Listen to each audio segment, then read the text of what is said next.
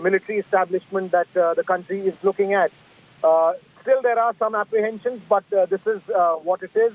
And things are clear that after 4 years, 75% of those recruited will be eased out from the forces. But having said that, people have come in high numbers as recruits. In fact, even women Agniveers are being recruited by all three forces. So it seems that things are in place. And now that the first batch is getting recruited, the Prime Minister himself speaking to them, not just a morale booster, but also, a kind of reassurance that this scheme will keep them in the right spirit and in the right place. Abhishek, as far as this scheme is concerned, there's been political criticism with Rahul Gandhi also targeting the centre continuously. He has also recently said that the army recruitment scheme has ruined the future of the youth. Army veterans also have certain apprehensions. Talk to us a little about what these apprehensions are. Well, there are a lot of concerns within the veteran community, and also the issue has been at the center of a political controversy. The concerns are primarily about the fact that after 4 years, a chunk of those who will be trained at being professional military personnel will have to be eased out. So that's the basic concern, that what will these people do, and the fact that so much time is invested in training them to be professional military personnel.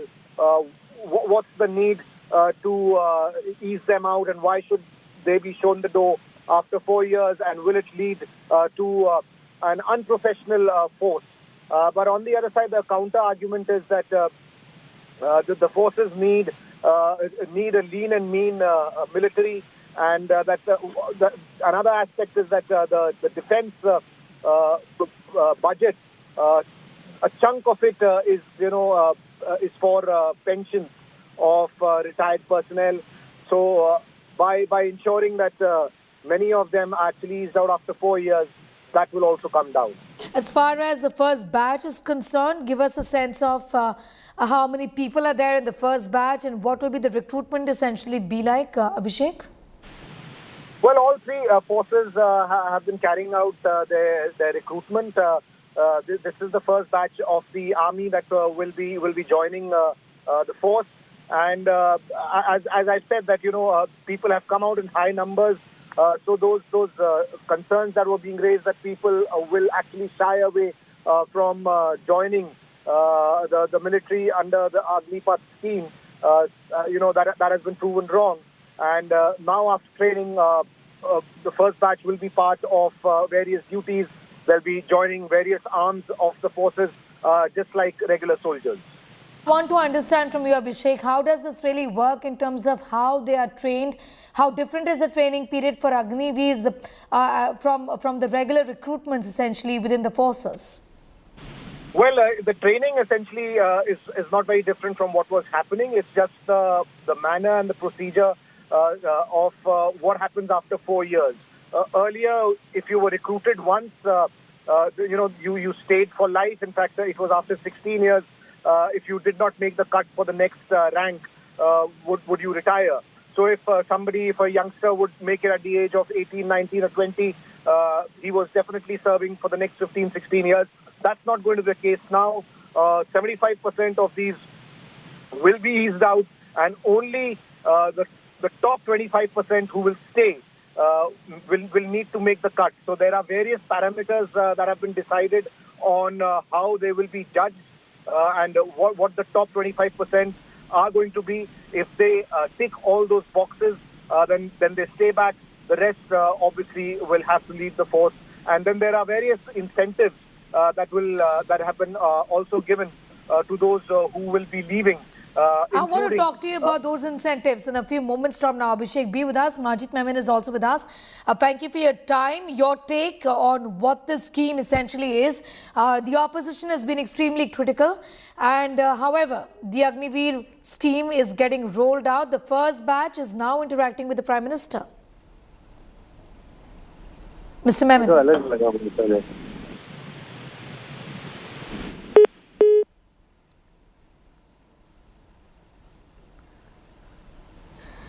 Abhishek continues to be with us. We'll try and connect with Mr. Memon in a minute from now. But Abhishek, you were telling us about the incentives that will be given after that term essentially is over.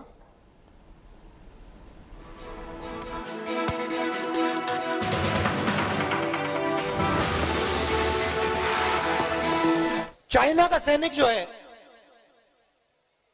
वो 4 साल का अग्निवीर नहीं है, उसकी training 10, 15, 20 साल की है और हमारे जवान को आप 4 साल की 6 महीने की ट्रेनिंग दे रहे हो।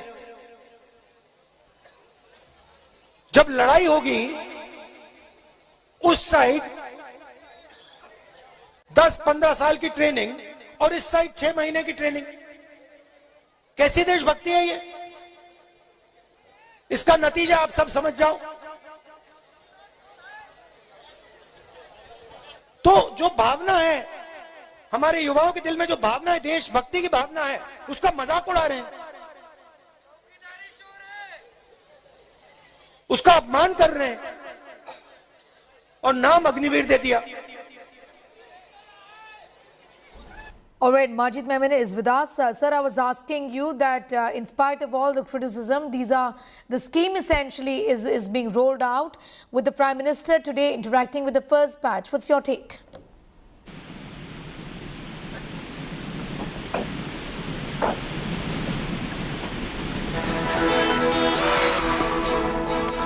Mr. Memon, if you can hear me, we're talking about the Agniveer scheme. Yes, you see, I must express myself by saying that, well, anything that is being done to strengthen our army, to encourage our jawans, to protect our country, has to be welcome, irrespective of the fact that we may have political differences. But the Honorable Prime Minister, is he making this kind of a publicity of as though he is providing jobs to all the unemployed youth of the country? Well, what was the promise by BJP? 2 crore jobs every year to the unemployed youth in the country, which would mean in the last 9 years, 18 crore jobs should have been generated. But where are we on the ground? Millions and millions of youth, educated young boys and girls are without jobs. When the government makes an application or invitation for 100 jobs or 500 jobs, there are 5 lakh applicants. And everybody, 99.9% are disappointed because they can't be absorbed because there are no jobs. So we are asking the Prime Minister, don't pat yourself and your party that as though you have done a great favor in the country by having a batch of Agniveer and then take some kind of a credit thereof. Millions and millions of youth are looking upon you to provide them jobs for their survival. Right to life itself is in danger. Therefore, I think the BJP, rather than publicizing a small achievement, which is 0.1%, should take care about 99.9% people who are suffering because of the maladministration. All right, I'm going to thank you for the moment. There is a misadministration, and that's the reason why people are suffering, is what the opposition essentially says, and this is essentially taking pride in a scheme which is hardly benefiting people, is the sum of what Mr. Memon has just said. Remember, we're talking about the Agniveer scheme being recruited to the Air Force and the Navy, and the training had started. Today, the Prime Minister is interacting with the first batch of those essentially who have made the cut.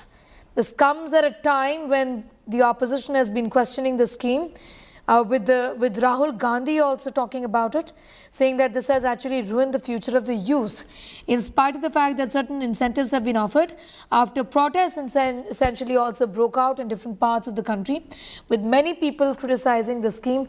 Veterans have also had their own set of reservation as far as this issue is concerned. पूरी जिंदगी सेना आपकी देखभाल करती थी, अब नई योजना लाए हैं, अग्निवीर योजना। इसमें आप 4 साल काम करोगे, उसके बाद जूता मार के निकाल देंगे।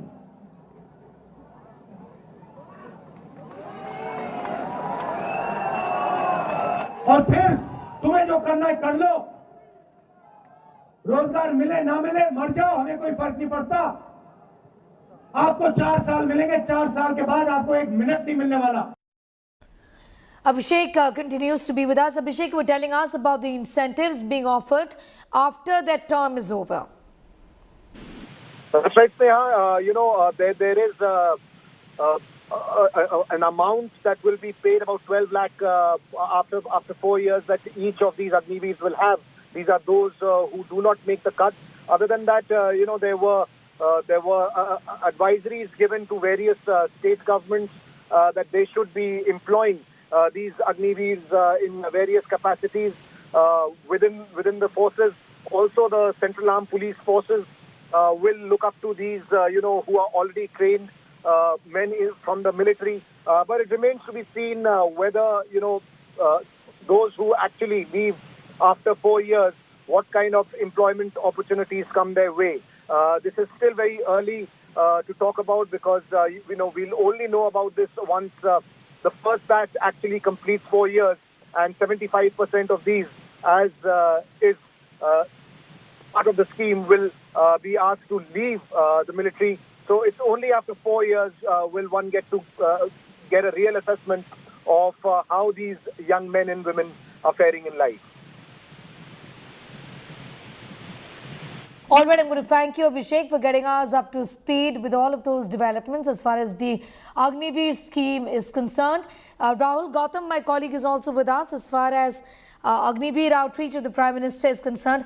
Rahul, what's your sense about the Prime Minister's interaction with the first batch of Agniveers? We've been talking about the manner in which the scheme has essentially seen a lot of criticism, not just from the political circles, from the opposition, but also from the veterans.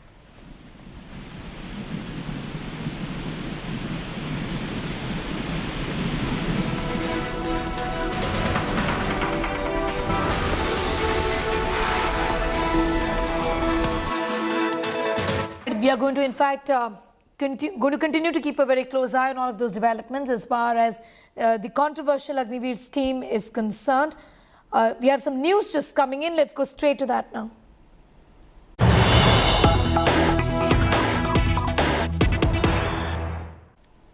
Some news coming in amid the Tamilagam controversy in Tamil Nadu. India Today confronts Tamil Nadu Governor Ravi. The governor evades India Today's question on Tamilagam debate. In his Pongal invite, it referred to Tamil Nadu as Tamilagam that has irked the DMK government in Tamil Nadu.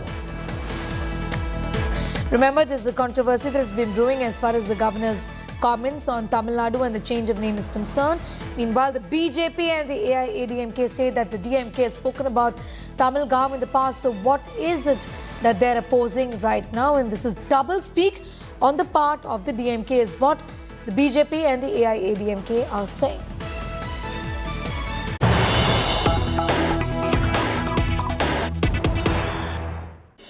More news coming in. DMK MP Kadimudi has waded into the Tamil Nadu and Tamilagam controversy, saying that people shouldn't hurt sentiments of Tamilians by enforcing a different name for their state, and any president's representative should realize this, referring to the governor.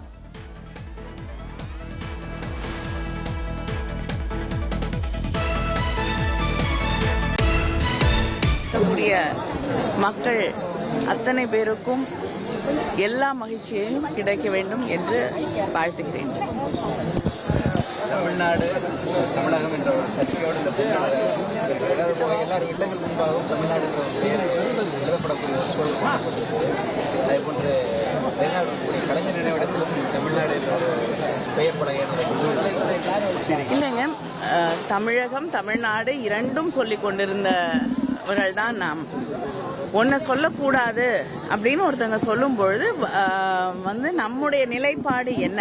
ஏன்னா தமிழ்நாடு அப்படிங்கிறது எந்த போராட்டத்திற்கு பிறகு மக்களால் தேர்ந்தெடுக்கப்பட்ட நம்முடைய முதலமைச்சராக இருந்த பேரறிஞர் அண்ணா அவர்கள் வைத்திருக்கக்கூடிய பெயர் அது. இந்த சொல்லக்கூடாதுன்னு சொல்லக்கூடிய உரிமை வேற யாருக்கும் கிடையாது. கோலத்தின் மூலமாக ஒரு விளம்பரம், அதாவது ஒரு கோலத்தின் நீங்க தான் முதல்வராக கோலத்தின் மூலமாக ஒரு பிரச்சாரத்தையும் அந்த சிஏஜிக்கு எதிராக பண்ணிட்டு இன்னைக்கு தமிழ்நாடு அப்படின்றது திமுகவினர் உட்பட எல்லாமே நிறைய இடங்கள் இல்லைங்க, என்னோட பொங்கல் வாழ்த்து அட்டையில வந்து நான் தமிழ்நாடு என்ற கோலம் போட்டு நான் வாழ்த்து அட்டைகளை அனுப்பினேன். அதை வந்து சில பேர் Well, this is the controversy as far as the governor's comments on the change of name of Tamil Nadu to Tamilagam is concerned. The BJP, in fact, has said, and so has the AAP-LG, that this is not essentially a change in name. This is something they essentially mean the same. And this isn't a controversy. This is being generated as a controversy by the DMK because the DMK has also spoken about Tamilagam in the past. So what are they really now making a fuss about is the question the BJP and the AAP-LG are asking.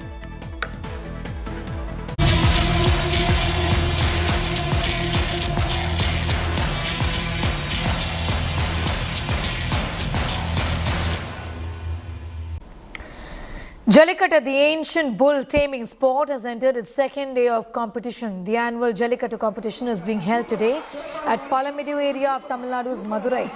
Elaborate security arrangements put into place to ensure the smooth conduct of the festival. 160 medical professionals, 6 mobile ambulance units, 60 vets, 1,500 policemen have been deployed to ensure safety of the people and the bulls in Palamedu. In spite of security arrangements, 6 people were injured, including 2 bull tamers. A cop have been injured in today's event itself. On Sunday, 758 bulls were released on the first day. Around 20 people were injured in this competition in the Agniveer area of Madurai. Proper barricading has been ensured to ensure that safe participation is ensured for bulls, the bull owners, the players in the arena as well as for the spectators. Right from the assembly point up till the collection point, double barricading with metal barricading has been put so that everybody can enjoy this game in a safe manner. Pramod Madhav is in Palamedu tracking all of those details. So Pramod, we have now some information of injuries in Palamedu itself. Yesterday was pretty bad when it came to injuries. There were several people who were grievously injured after a bull went berserk. What can you tell us about today? Well, currently we are at Palamedu and this location is called the collection point. You can see the actual security personnel who are placed over here. After the bulls being released from the Vadivasal, it comes to this area. And even here also there are several policemen on vehicles to make sure that the bull does not return. And on the other side, there are people who own the bulls who are also standing at that point. And they are actually trying to catch the bull. In fact, you could see the bull is trying to go berserk and it almost attacked a few policemen as well. But thankfully, they are all having protecting body armor. And that's the bull. And there is 2 more. This is one of the dangerous zones where the bulls come in over, and as it is called the collection point, people like the bull owners will try to catch it over here. This is a very sensitive spot, and that's the reason more and more police personnel also placed over here. This way, protection is being given, and in fact, we are currently standing in a place that is also the first aid hospital that has also been done over here, so that anybody who's injured can be taken in and be treated immediately. That kind of presentation has been provided at this spot. In fact, if I could walk and show you inside, this is where the first aid and emergency service sets have been completely done. So far, we've got information that 16 people were injured and they have been taken to the hospital. The first aid and all other emergency medicines are present at this location where they will be treated and this is not even 400 meters away from the place where Jallikattu is happening, where the medical professionals are ready 24/7 to make sure no untoward incident occurs here. Pramod, this is a festival. These are celebrations which have its own share of problems, and we've seen these injuries which are fairly expected. However, talking about the positive side of things, the joy that Jallikattu brings to the people of this region year after year, give us a sense of how the mood really is and what to expect tomorrow, because tomorrow is the last day, isn't it? Well, it surely is, and this is the second day of Jallikattu which is happening over here, and this is at Palamedu, and just like you mentioned, the entire day is filled with emotions and joy, and you could see a lot of people standing at that point on this location at the collection point, and this is one of the areas that people are waiting to see the prized bulls which have been released from the Jallikattu spot, and here also, like I mentioned, police personnel, 1,500 police personnel have been placed at this point, and this is the second day, just like you mentioned. There is no, there is a total excitement at this spot. This is a Parliament where like people from across Tamil Nadu have also come over here. And after the protest, where like lakhs and lakhs of people participated in 2017, Jallikattu has attained a cult status, and that's the reason it's being celebrated in this manner. And like consecutive governments from 2017 also made it sure that all protective and all measures will be taken care of. Pramod, thank you for the moment. We're shifting focus now back to Delhi city, where there is some news coming in. Let's go straight to that.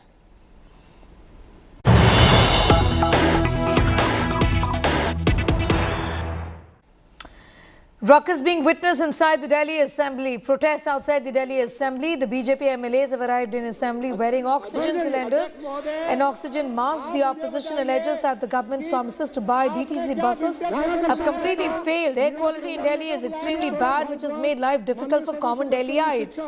MLAs say that they will enter the house only by wearing oxygen cylinders and oxygen masks. So dramatic scenes being witnessed inside the assembly. That's Delhi Assembly right now. जिस तरीके से बैठिए मैंने बोल दिया जो बोलना था मैंने जो बोलना था बोल दिया मैं 3 साल में अपनी पीड़ा व्यक्त कर रहा हूँ अनेकों बार कहिए शांतिपूर्वक हाथ जो अब बैठ जाइए प्लीज बैठिए हाँ बोल दिया मैं 3 साल में अपनी पीड़ा व्यक्त कर रहा हूँ अनेकों बार कहिए शांतिपूर्वक हाथ जो अब बैठ जाइए प्लीज बैठिए हाँ अभी बाद में आप नियम में दीजिए किसी नियम में लिख के दीजिए प्लीज कल के लिए लिख के दे दीजिए भाई कल के लिए लिख के दीजिए अध्यक्ष जी एक तरफ तो दिल्ली की चुनी हुई सरकार दिल्ली के आम बच्चों के लिए दिल्ली के गरीब बच्चों के लिए हर वो काम करना चाह रही है कि उनको अच्छी शिक्षा मिले उनका अच्छा भविष्य बने और दूसरी तरफ एलजी साहब जो हैं नियम 54 एलजी साहब जो है हर वो काम जो दिल्ली सरकार कर रही है चुनी हुई सरकार कर रही है उसके अंदर टांग अड़ाने का काम कर रहे हैं ये बात हमने पहले भी कही है और आज दोबारा कह रहे हैं कि दिल्ली की चुनी हुई सरकार ने और इस हाउस ने 3.5 साल की एक लंबी लड़ाई लड़ी 2015 फरवरी में हमारी सरकार बनी 2018 जुलाई में सुप्रीम कोर्ट की संविधान पीठ का फैसला आया कि जो दिल्ली के उपराज्यपाल हैं उनके पास सिर्फ पुलिस पब्लिक ऑर्डर और लैंड इसके अंदर अधिकार है इसके अलावा उनके पास कोई अधिकार नहीं है जो भी मामले उनके पास दिल्ली की चुनी हुई सरकार द्वारा भेजे जाएंगे वो उसमें ना तो कर ही नहीं सकते या तो वो हाँ कर सकते हैं या वो उसको राष्ट्रपति महोदय को भेज सकते हैं उनको ना करने का अधिकार ही नहीं Ram is getting us more details on that story. Ram, essentially the issue of pollution is being raised in the assembly right now and this continues to be a problem. We're not talking about it as much because stubble burning has stopped, but the condition is such that the air continues to be very poor and that's an issue that the BJP is raising today.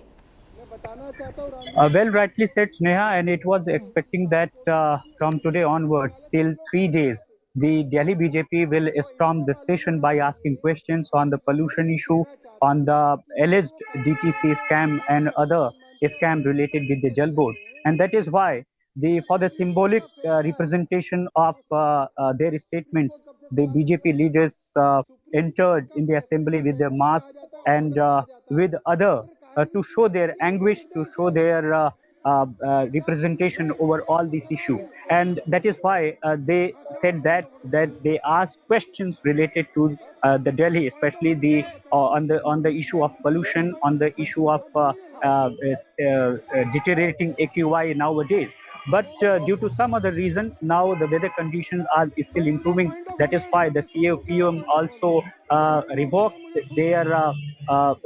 their restrictions, especially the construction ban, because there were a lot of people were affecting by all these restrictions. And these are the issues which will asked by the BJP MLAs. That is why they did a press conference before the starts of assembly session, and they said that they will not leave the government, and they will ask the questions related to Delhi's welfare. On the other hand, if you see that Delhi government is still saying that there is a confrontation between the Delhi government as well as the LG, and LG, it is alleged by the all Delhi government, especially the Saurabh Bhardwaj, that LG is creating obstruction, and he is behaving as an obstructionist between the government of government work and elected government work by their all the means. And that is why we can see that this kind of Islamic session will continue till this session will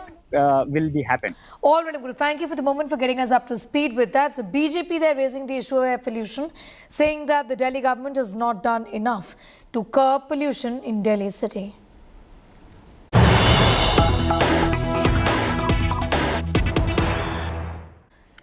More news coming in this Monday morning. Belagavi Municipal Corporation has issued a notice to close controversial Fatima Mosque constructed on residential area in Belagavi.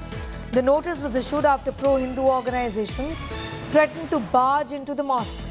Activists alleged of construction of a religious building in violation of approved residential land. Notice to stop religious activities immediately in the building. Notice is there from the Commissioner of Municipal Corporation of Belagavi to the Waqf Board officer.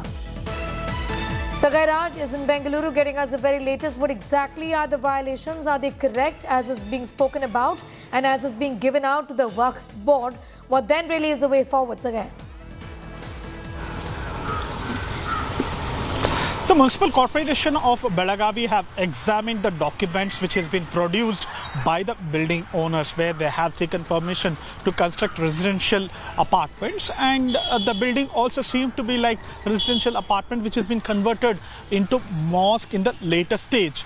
And the pro-Hindu activists had protested against this and also threatened to barge inside the mosque and also threatened to demolish that particular mosque. And it has been more than a week now that pro-Hindu activists have threatened this, and now the Belagavi Corporation, which have taken cognizance of this, has studied the documents which has been submitted by the mosque committee, and a circular which has been issued to the mosque committee stating that they have to shut down because they have verified the documents, and it clearly shows it is a violation of converting a residential plot into a prayer place. Sagai Raj, thank you for the moment for getting us up to speed. With that, we'll of course keep coming back to you for more on that story. With that, it's time for a quick commercial break. Here on the other side, after Golden Globe for Natu Natu, another global laurel for Rajamouli's RRR. RRR wins the Best Foreign Language Film at the Critics' Choice Awards in Los Angeles.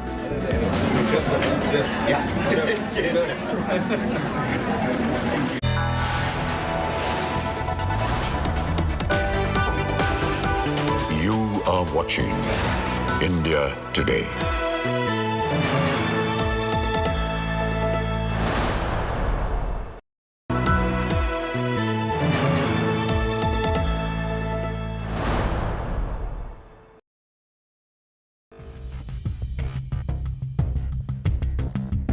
You're watching an India Today special broadcast being brought to you from the stunning ski resort of Clusters, Davos. The 53rd World Economic Forum is back at the snow-clad slopes of Davos. The smartest minds gather to debate the world's biggest challenges: energy crisis, industry headwinds, geopolitical risks, social vulnerabilities. India Today and Business Today are at ground zero to bring you all the action. Catch top corporate tycoons, politicians and intellectuals as they discuss cooperation in a fragmented world. Watch the Davos brainstorm only on India Today and Business Today TV.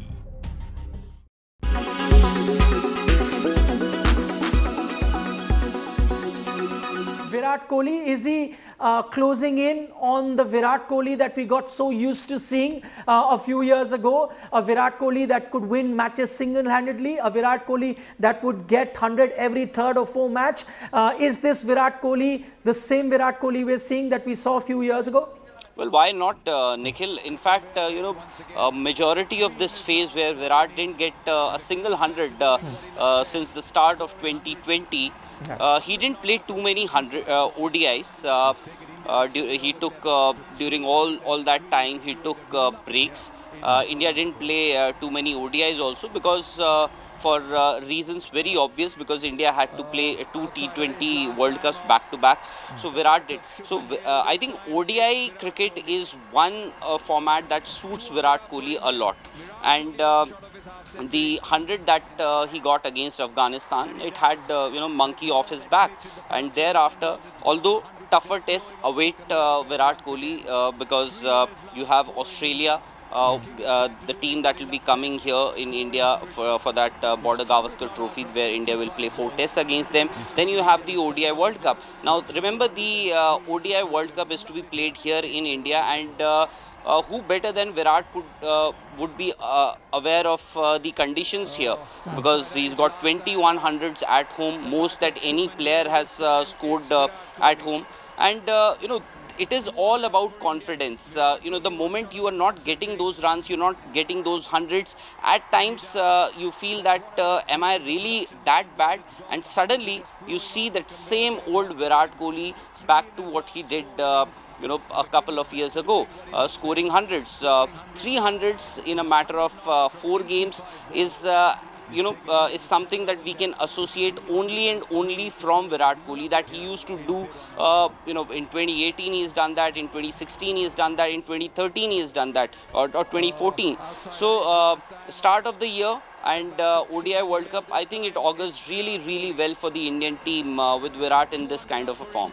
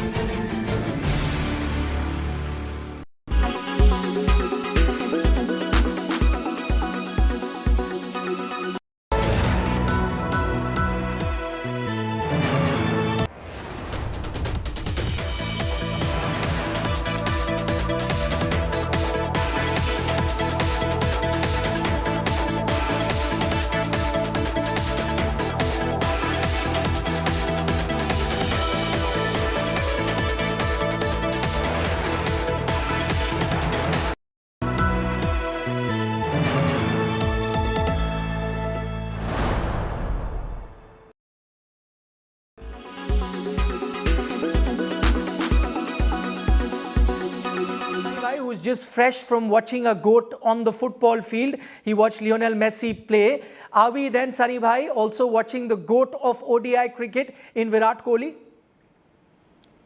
Firstly, I think the GOAT in football sadly left us just maybe a couple of weeks back, and that is Pele. I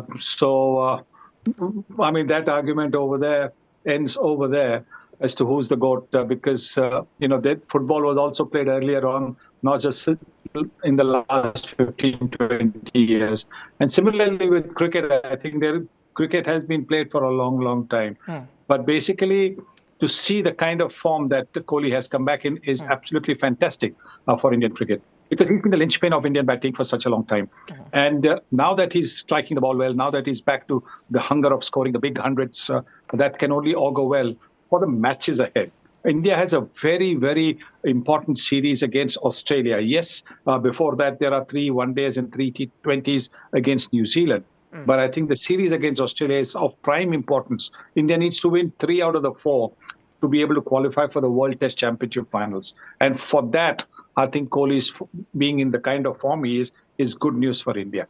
Right, Saima, the only reason I didn't consider Pele is because I'm not from that vintage, so I saw more of Messi. But I take your point, that yes, there was Pele, there was Diego Maradona, there was Lionel Messi. Of course, you've seen far more, football than I have, having seen some of these legends play as well. But just getting back on the subject of Virat Kohli, today he's made another record. He's entered the top 5 of most run getters in ODI cricket, gone past Mahela Jayawardene. That's a very, very elusive list to be part of, the likes dominated by Sachin Tendulkar, Kumar Sangakkara. That's where Virat Kohli has reached. It's a testament to the fact that he's been consistent over this format for so many years now. Yes, and look at the average. Look at the average. It's a fabulous average. He's got an average of about 59. That is tremendous, because if you have a look at all the others, their average is below 50, below 45, if I'm not wrong. And so it just tells you that difference of 13 runs, the average, 13, 14 runs, that just tells you about the consistency, because that is also an important aspect. You get to play so many innings, you might not always score runs, but when you have an average over 50, it means you've done well in more innings than otherwise. And that again is a tribute to what he has achieved. It's a fantastic achievement, no question about it. Having that kind of an average, being 5th now, and he's got so much time on his side. He's only 34.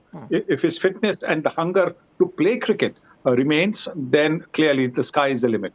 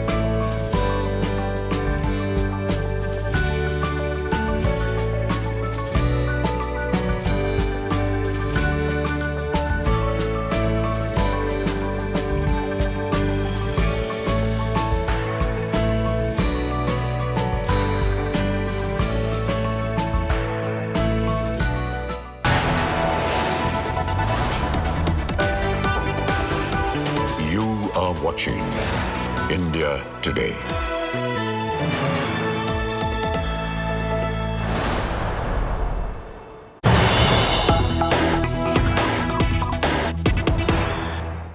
We're getting news of ruckus that continues inside the Delhi Assembly. Heated arguments inside the Assembly by AAP's big charge against the governor.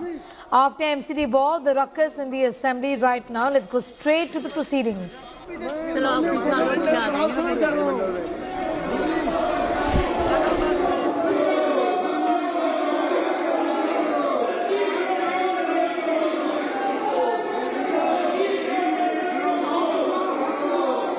माननीय सदस्यों से प्रार्थना कर रहा हूं, कृपया अपनी कुर्सी पर बैठे।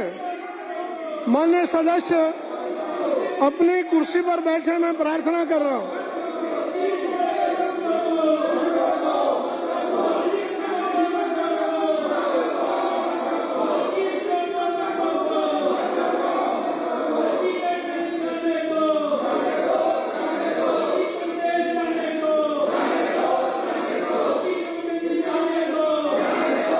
मैं माननीय सदस्यों से प्रार्थना कर रहा हूं कि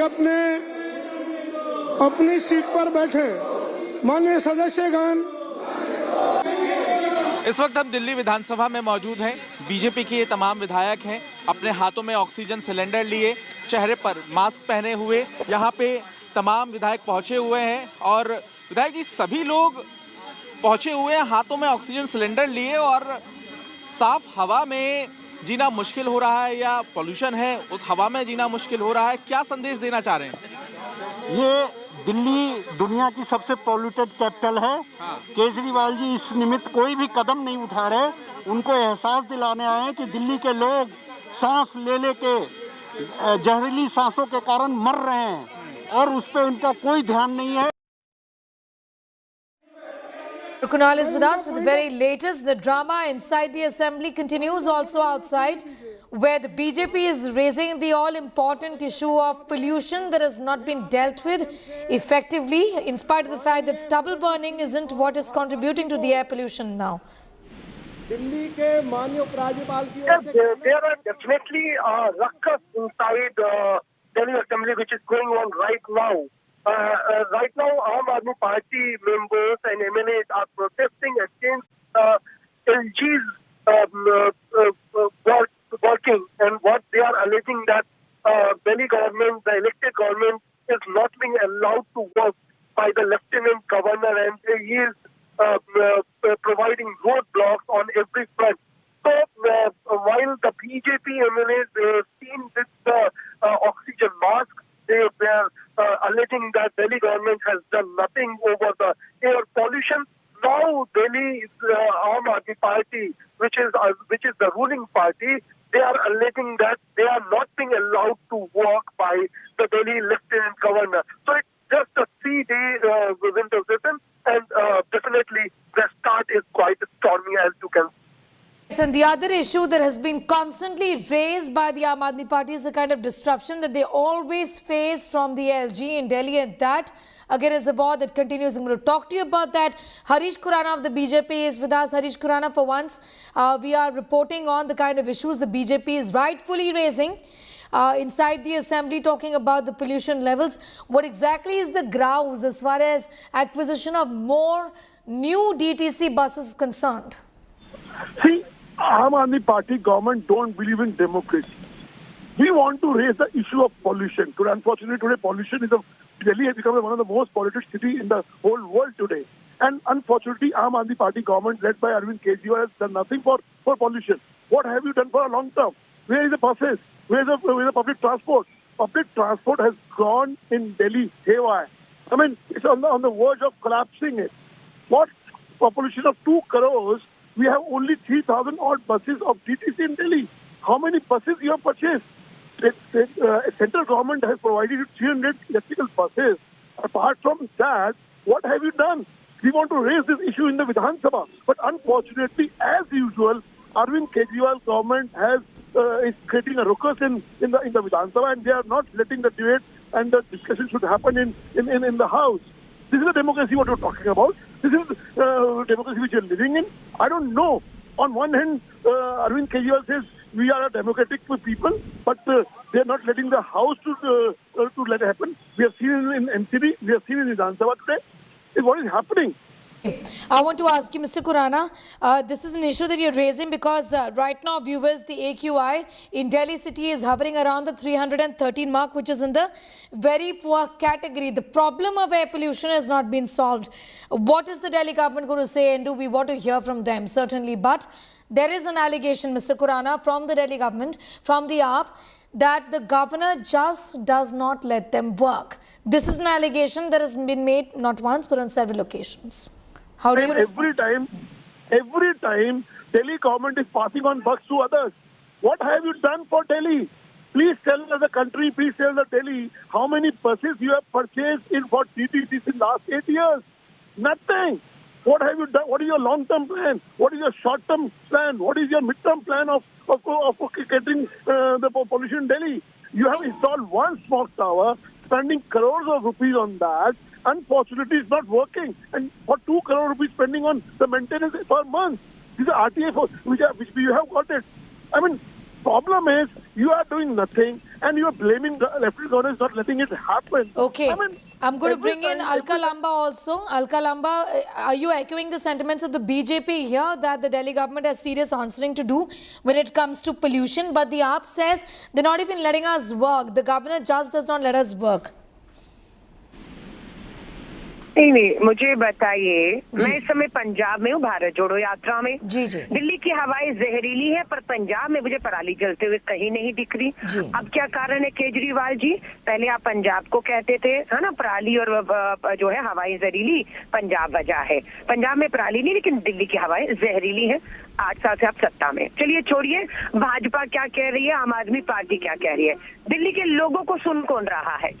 दिल्ली के विधानसभा के बाहर एलजी और मुख्यमंत्री की लड़ाई सड़कों पर है, भाजपा और आम आदमी की, और लोगों की सुनवाई नहीं। विधानसभा का सत्र है, चुने हुए जनप्रतिनिधियों से उम्मीद की जाती है कि अपने लोगों की समस्याओं के चर्चा करके हल दें। मैं इसी विधानसभा की 5 साल विधायक रही हूँ। लोगों की उम्मीदें हैं, आज वो लोगों की उम्मीदें एक बार फिर निराश हो रहे हैं। जिस तरह का माहौल दिल्ली विधानसभा में देखने को फिर से मिल रहा है कि बाहर भी लड़िए, अंदर भी लड़िए, सिर्फ अपनी राजनीति के लिए, क्योंकि जवाब ना देना पड़े ना केंद्र सरकार ना दिल्ली सरकार को, सिर्फ लड़कर अपना समय बर्बाद करके टैक्सपेयर के पैसे का बर्बादी हो रही है और दिल्ली पिस रही है। जी, अलकलम शुक्रिया हमारे साथ जुड़ने के लिए। I'm thanking Harish Khurana of the BJP as well for sharing their views with us on what really is happening inside the Delhi Legislative Assembly.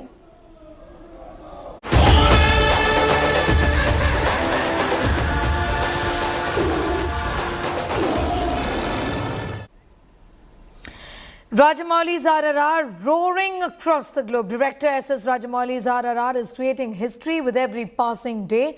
After clinching a Golden Globe Award, RRR has been honoured with Best Foreign Language Film at the Critics' Choice Awards. Director SS Rajamouli, along with his son SS Kartikeya, received the award in Los Angeles. A tweet from the handle of the 28th Critics' Choice Awards congratulated the cast and crew of RRR. This was contending against films such as All Quiet on the Western Front, Argentina 1985, Bardo, False Chronicle of a Handful of Truths, and Close, also Decision to Leave. It's been a double dhamaka for RRR. Today marks another great day in RRR's campaign for Oscars 2023. Before our celebration has been over for Nadu Nadu winning the best song for Golden Globes 2023, today marks another wonderful day for RRR. We got 2 awards, Best Foreign Film and Best Song, the Critics' Choice Awards of 2023. Just to give you an information how big the Critics' Choice Awards are, it's a parameter for any film success in Oscars. So today is the 20th annual Critics' Choice Awards. Since 27 years of the Critics' Choice Award have been giving awards for best films, best directors, best actors and best actresses. The 22 best directors who has won Critics' Choice Awards have won Oscars. 15 best films has won Oscars after winning best films in Critics' Choice Awards. 18 actresses, 15 actors, so the list goes on. So today RRR has won 2 awards, as I was just saying, for best film, best foreign film and the best song. So in the nominations of best foreign film, we have also the film Argentina 1985, who won the Golden Globe Award over RRR just a week ago. And today we have beat them and the other 5, winning the best foreign film of 2023. And out of the best song, there are 6 nominations again, and there are 2 songs from the top films, Top Gun Maverick and Wakanda Forever. So beating all this, saying again against all the odds, exceeding all the expectations, RRR has proved again today that it's been loved not only by the people but also by the critics. So coming back to the event today, there are top directors, from top films this year, like James Cameron, who directed Avatar: The Way of Water, is participated in the event awards today. And we also know, through Twitter just a few hours ago that James Cameron and SS Rajamouli had a chance for interaction, and that James Cameron admires the film RRR a lot. That's a great news for all the film lovers, and it's a proud moment for Indians that Rajamouli has taken RRR to such a great level in the world cinema. All right, with that, it's time for a quick commercial break here. News continues on the other side.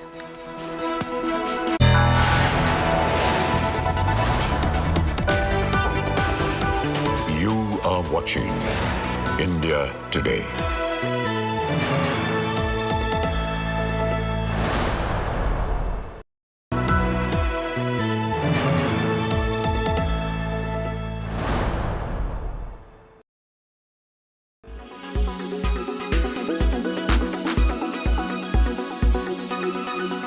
experience in writing the book must be very extensive, because it was an extensive process.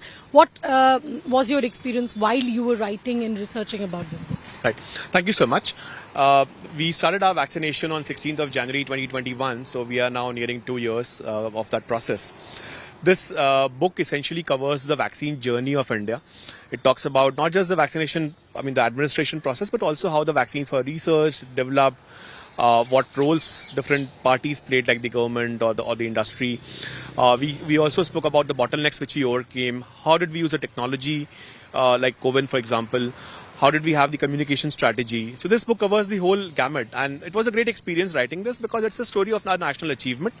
We bring forward what India has collectively achieved through these 2 years, and it's a very positive story about an Indian milestone.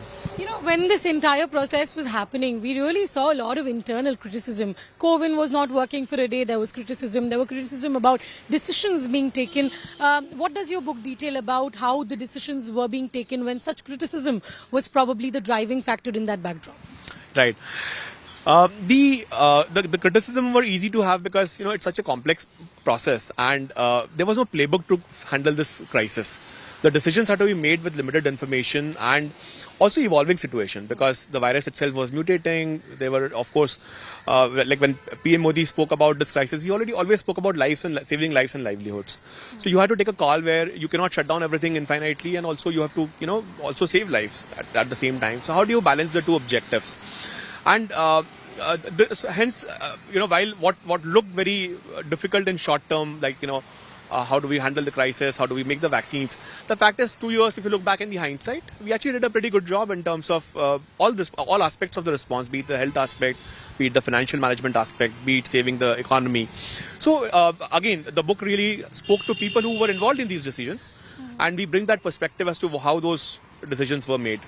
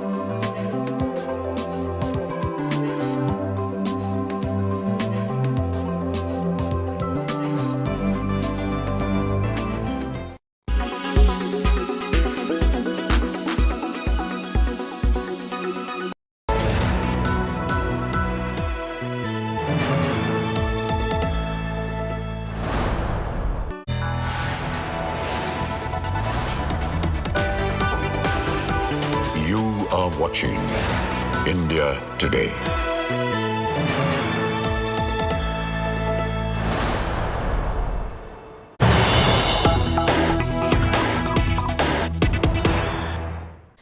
We have some news coming in. Actor Jacqueline Fernandez appears in Delhi's Patiala House Court on the 200 crore extortion case. These are pictures, in fact, coming in from Delhi's Patiala House Court of Jacqueline Fernandez. This in connection with the case involving conman Sukesh Chandrasekhar. Remember, Jacqueline Fernandez is one amongst the handful of actors who have been named in this. Jacqueline, however, is an accused in this entire matter. She's now appeared in court. Anisha has the very latest. This has got to do with the case involving conman Sukesh Chandrasekhar. This appearance in court has got to do with further investigations. Give us a sense of what the specific reason is for today's appearance. Anisha. Well, Jacqueline Fernandez, as all other accused in the case, have to appear now every single day before the Patiala House Court, since the court is hearing the issue of framing of charges. Remember, the process before the trial actually begins involves all the accused being present in the court on every date of hearing. Their lawyers are currently arguing on the matter of what the specific charges can be framed against them so they can face trial under those specific charges. And as we've seen Jacqueline Fernandez also appearing every single time that the hearing date is there. And from today onwards, once again, since the new week has begun, every day when the matter comes up for hearing, all the accused, including Jacqueline Fernandez, will have to be present in the courtroom because the judge has very clearly said that for now, till the time exemption from appearance is given, they have to appear.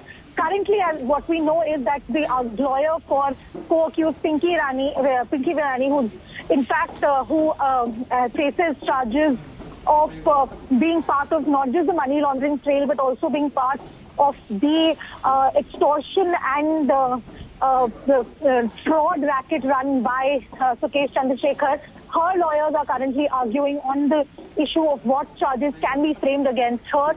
Other co-accused will also get their day to argue before the court. But for now, Jacqueline Fernandez and all other co-accused have to remain present before the judge to mark their attendance on every hearing date. Of course, the Sukesh Chandrasekhar's lawyers, when last week the hearing had come up before the Patiala House Court, had raised the issue that charges should not be framed against him at the moment because his voice samples have not yet been matched, because the main case that is being heard by the court, the trial, depends on the allegation that Aditi Singh, the wife of Ranbaxy owner Shivendra Singh, was defrauded and money was extorted from her by Sukesh Chandrasekhar by pretending to be someone else over the phone. And Sukesh's lawyers have argued that since you have not yet matched the voice samples, you cannot hold a trial at this stage. Anisha, I want to thank you for the moment, for getting us up to speed with those developments. Jacqueline Fernandez is in court today and she has to appear in person every single day, is what Anisha is telling us. That brings us to the end of this edition. For all news and updates, do log on to our website. That's indiatoday.in. You can also download the app. News continues on the other side. Thanks for watching.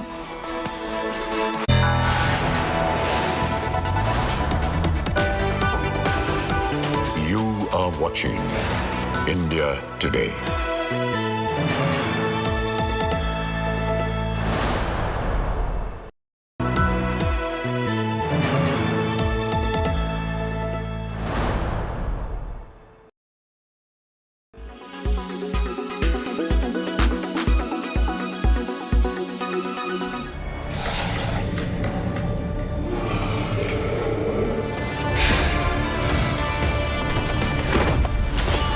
Whether you like it or not, Jallikattu is an issue that has sparked several heated debates across the country.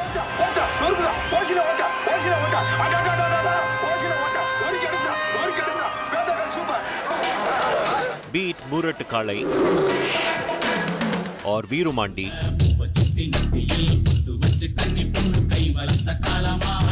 filmmakers have often used this traditional sport to further the narrative in their films. Murattukalai, which released in 1980, was probably the first film to depict Jallikattu on celluloid.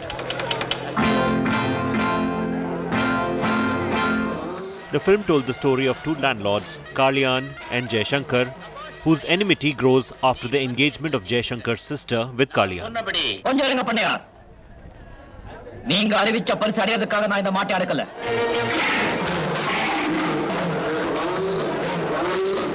The Jallikattu scene, where Rajnikant manages to tame the bull, in some ways paved the way for Rajni to become the invincible superstar that he is today.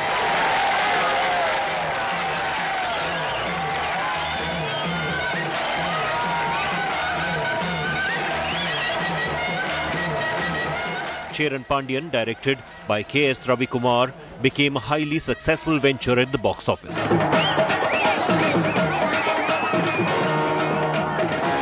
The film had its lead actor Sharat Kumar participating in Jallikattu, which was also well received by the Tamil audience.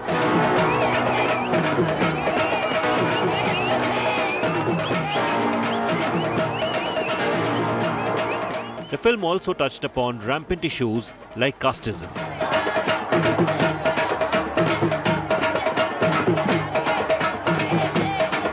Starring Prabhu, son of legendary actor Shivaji Ganeshan, Rajkumaran, which hit the big screens back in 1994, was a box office dud. However, the film had a memorable Jallikattu scene with Prabhu.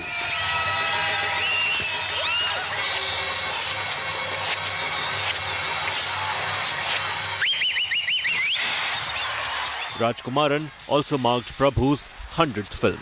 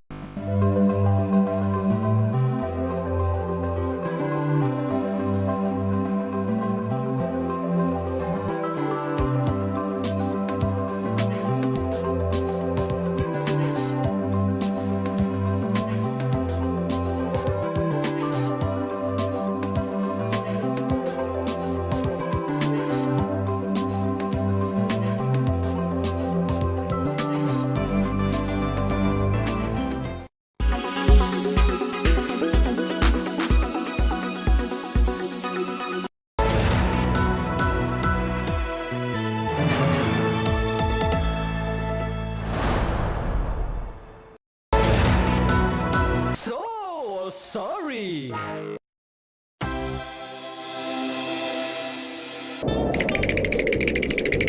भैया भारत जोड़ो यात्रा मैं रुकेगा नहीं।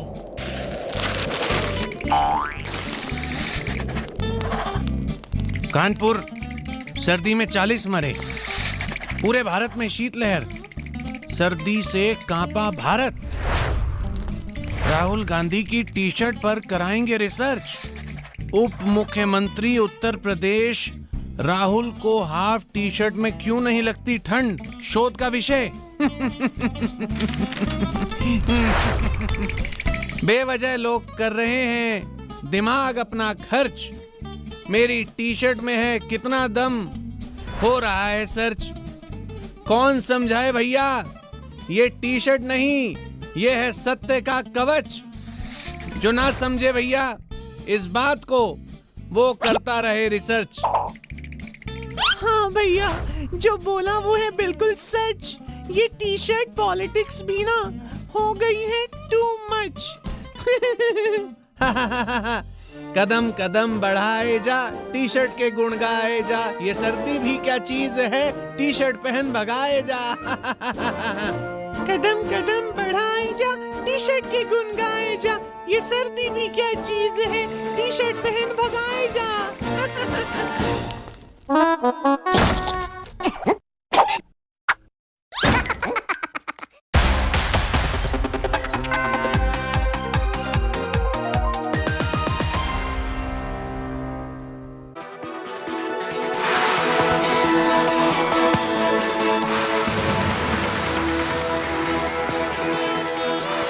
Very good afternoon. You're watching India Today. I'm Nabila Jamal. The headlines first. After the Golden Globe for Natu, Triple R, another win here, another global laurel for Rajmouli's RRR. Wins Best Foreign Language Film at the Critics' Choice Awards in Los Angeles. Amid a massive collegium row, Law Minister Kiran Rijiju writes to the Chief Justice of India seeking government representation in the collegium. Now a massive ruckus inside the Delhi Assembly after MCD Mayor Dangal, now sloganeering and ruckus inside the Assembly. We see an all-important BJP executive meet, focus on state polls and 2024 election strategy. Prime Minister Modi all set to lead the BJP brainstorming, followed by a mega roadshow.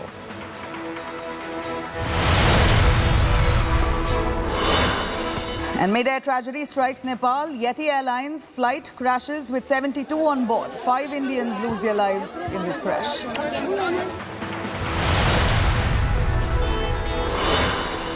And Rajasthan Congress implosion continues. Months before Rajasthan polls, Chief Minister Ashok Gehlot holds Chintan Shivir, while Sachin Pilot at a separate outreach event does the same.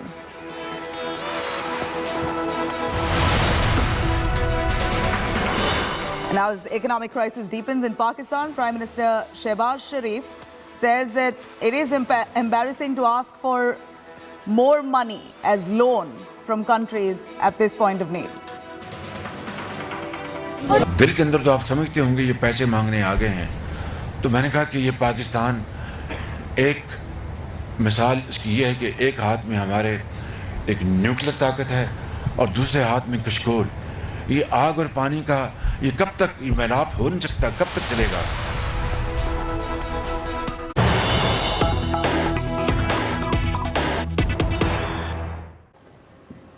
All right, very tragic news coming to fore here. Chandigarh hit-and-run horror that's been caught on cameras. A girl feeding a stray dog has been mowed down by an SUV. Shocking road mishap that stuns Chandigarh. In fact, an SUV leaves a 25-year-old girl, Tejaswita, critical. We're trying to get you that visual there. If you see a young girl, 25-year-old, trying to feed a stray dog there. And that's when you see an SUV charging towards the girl, mowing her down while she feeds the strays.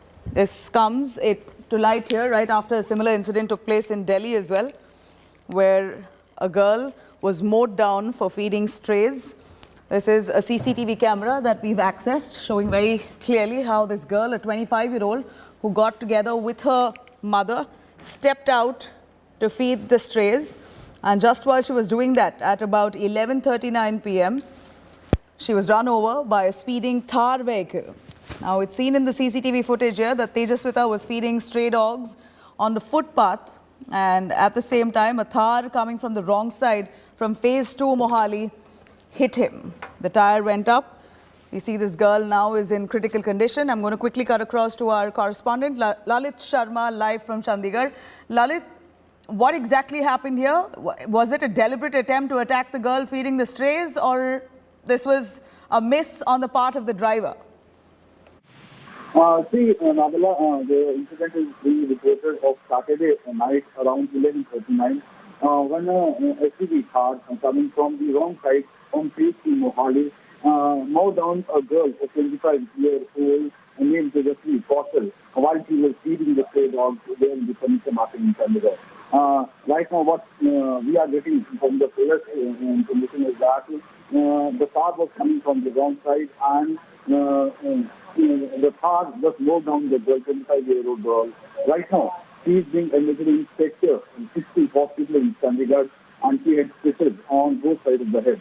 But her life is out of danger. She is speaking to the parents, and already a DDR has been reported in sector 61 police station in Mohali. Yes, all right. Stay with us. I'm going to quickly cut across to Pooja Shali, also joining us live from the newsroom. Pooja, a quick word from you on the CCTV footage showing very clearly the Thar vehicle coming in full speed, almost charging at that young girl who's feeding those strays there in Chandigarh. But still yet to be established, was this a deliberate attempt to attack her or a miss on the part of the driver?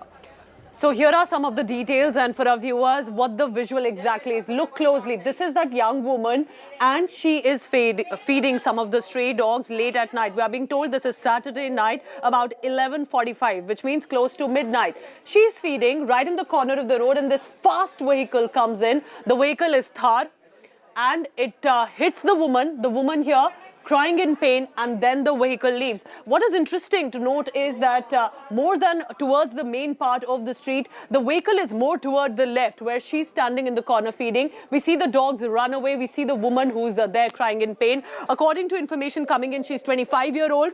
Her name is Tejaswita. According to her family members, she is in a fairly stable condition for now, but has received grievous injuries as well. But look at the pace with which this vehicle has hit her. This is that young woman's face, Tejaswita. Undergoing treatment, according to her family, is recovering now. But this is what has happened. Now, Mohali, to give you a background, is on the outskirts of the Chandigarh city. And this is Saturday evening. So the question is whether this was an accidental hit, whether this was a deliberate hit, and what kind of an area is this? And till now, we are being told that the accused has not been taken into arrest. Thank you, Pooja, for joining us on that. I'm going to quickly cut across to Lalit as well. Lalit, a word from you on what action has the police taken? Have they been able to track down the SUV, that Thar that rammed into that young girl? How's that girl doing at this point? See, Nabila, if we right now talk about the girl is out of danger, but if we talk about even serious injuries in this of the head, she is talking right now. But if we talk about the police part, already a DDR has been registered in 61, and already the police is investigating the matter. Right now, the accused have not been arrested, but already accused have been sent to nab the person who was in the car. So police is just investigating the matter. But if we talk about the CCTV footage which has been provided by the father, the three process very clearly said that what was it a deliberate attempt or was it an accident? Police is just investigating the matter right now. Yes. Tell me a little more about this girl, Lalit. Who is she? Is she a student? Is she working? And is there a stray dog menace in the area there? Are people within Chandigarh averse to stray dogs being fed? Is it a problem that locals there are irritated by? Because we know that this is a common issue across the country. You have stray dog menace, and a bunch of them, in fact, go on to feed those dogs, feeling sympathy for it. And then you have a bunch of others who are angry that you feed a dog, you allow it to stick around and linger on, and that doesn't bode well with a bunch of the locals. So this is usually a clash between dog lovers, those who are not really okay with the kind of increasing population of street dogs around their vicinity. So any angle on these lines that this girl was deliberately targeted because maybe she was feeding these dogs on a regular basis? See, Nabila, what right now we are getting is that police is already investigating the matter. Was it a deliberate attempt or was it an accident on that part? But right now what we are getting is that the girl is a 25-year-old girl, is right now a student. She is a graduate and she is an architect, but she is preparing for the UPSC examination. And after her routine, every night around this time only she with her mother always they to feed the dog, stray dogs. So in that day also, on Saturday night also, before midnight, she with her mother was doing the same repeat work, and then all of a sudden from the wrong side, from the Mohali Phase 3, the car came and more down the girl. So police is already investigating the matter. What could be on the police part, we are just waiting. But if we talk about in the whole incident, it's the same incident which happened in Delhi, which hit the headlines in national capital. But right now, what we are learning is that police is just investigating the matter. Yes, all right. Thank you very much, Lalit. I'm cutting across to Pooja there. Do explain to us that CCTV cameras that where you see that Thar vehicle charging towards that young girl. Nabila, look closely here in this visual. As we reiterate it again, it's important to understand what's possibly happening. This young woman, 25-year-old Tejaswita, is feeding these stray dogs. This vehicle comes in and is clearly, because she's not exactly on the street, she's more toward the footpath, the pedestrian way, and this vehicle comes clearly on a very high speed. A Thar vehicle hits her directly. She's fallen. The vehicle has clearly gone over her. According to information coming in, she's got stitches on both sides of her head and serious injuries on her legs as well. The dogs move away, the woman there crying in pain. This, remember, at a time when she was feeding the dogs at about 11:45 p.m. So it will be very pertinent to find out if this was an accidental hit and run, whether this man was intoxicated, or whether this was a deliberate hit and run. Because remember, and you can see how wide... We got across to the Delhi Assembly, where you have Delhi Chief Minister himself, Arvind Kejriwal, protesting. Javed भाई ने कहाँ से लिखे जावेद भाई ने?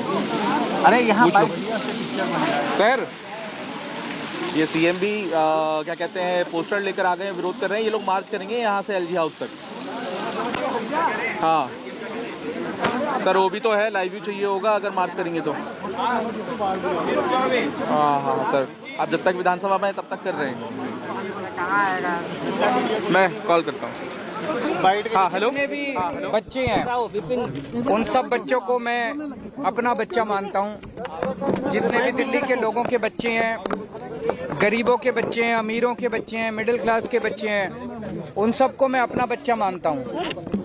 और मैं चाहता हूँ कि सभी दिल्ली के सभी बच्चों को अच्छी से अच्छी शिक्षा मिलनी चाहिए। चाहे गरीब का बच्चा हो, चाहे अमीर का बच्चा हो, सबको अच्छी से अच्छी शिक्षा मिलनी चाहिए। कई लोग ऐसे हैं जिनको भगवान ने साधन दिए हैं, वो अपने बच्चों को विदेशों में पढ़ाई करने भेजते हैं। हम चाहते हैं कि हमारे गरीबों के, मिडिल क्लास के बच्चों को भी विदेशों जैसी अच्छी से अच्छी शिक्षा मिले। अब सब बच्चे तो विदेश जा नहीं सकते, तो हमने दिल्ली में स्कूल अच्छे कर दिए। अब हम अपने सरकारी स्कूलों के टीचर्स को विदेशों में ट्रेनिंग के लिए भेज रहे हैं। वो वहाँ पे दुनिया की बेस्ट ट्रेनिंग लेके आएंगे। हम उन्हें फिनलैंड भेज रहे हैं। फिनलैंड दुनिया का वो देश माना जाता है जहाँ दुनिया में सबसे अच्छी शिक्षा फिनलैंड में दी जाती है। तो हम दिल्ली के सरकारी स्कूलों के टीचर्स को फिनलैंड भेज रहे हैं, वहाँ से वो ट्रेनिंग लेके आएँ और हमारे सरकारी स्कूलों में हमारे बच्चों को शिक्षा दें। अभी तक 1000 से ज़्यादा टीचर्स की और प्रिंसिपल्स की हम विदेशों में ट्रेनिंग करा चुके हैं।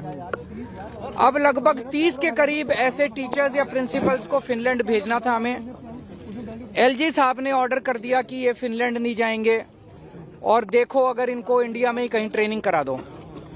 ये तो ठीक नहीं है, ये तो बिल्कुल गलत है। एलजी साहब को क्या प्रॉब्लम है? दिल्ली के लोगों की चुनी हुई सरकार, दिल्ली के बच्चे, दिल्ली के लोगों का टैक्स का पैसा, दिल्ली के लोगों के पैसे से उनको टीचर्स को ट्रेनिंग के लिए भेज रहे हैं। एलजी साहब क्यों एलजी साहब रोकने वाले कौन होते हैं? एलजी साहब क्यों रोक रहे हैं टीचर्स की ट्रेनिंग को?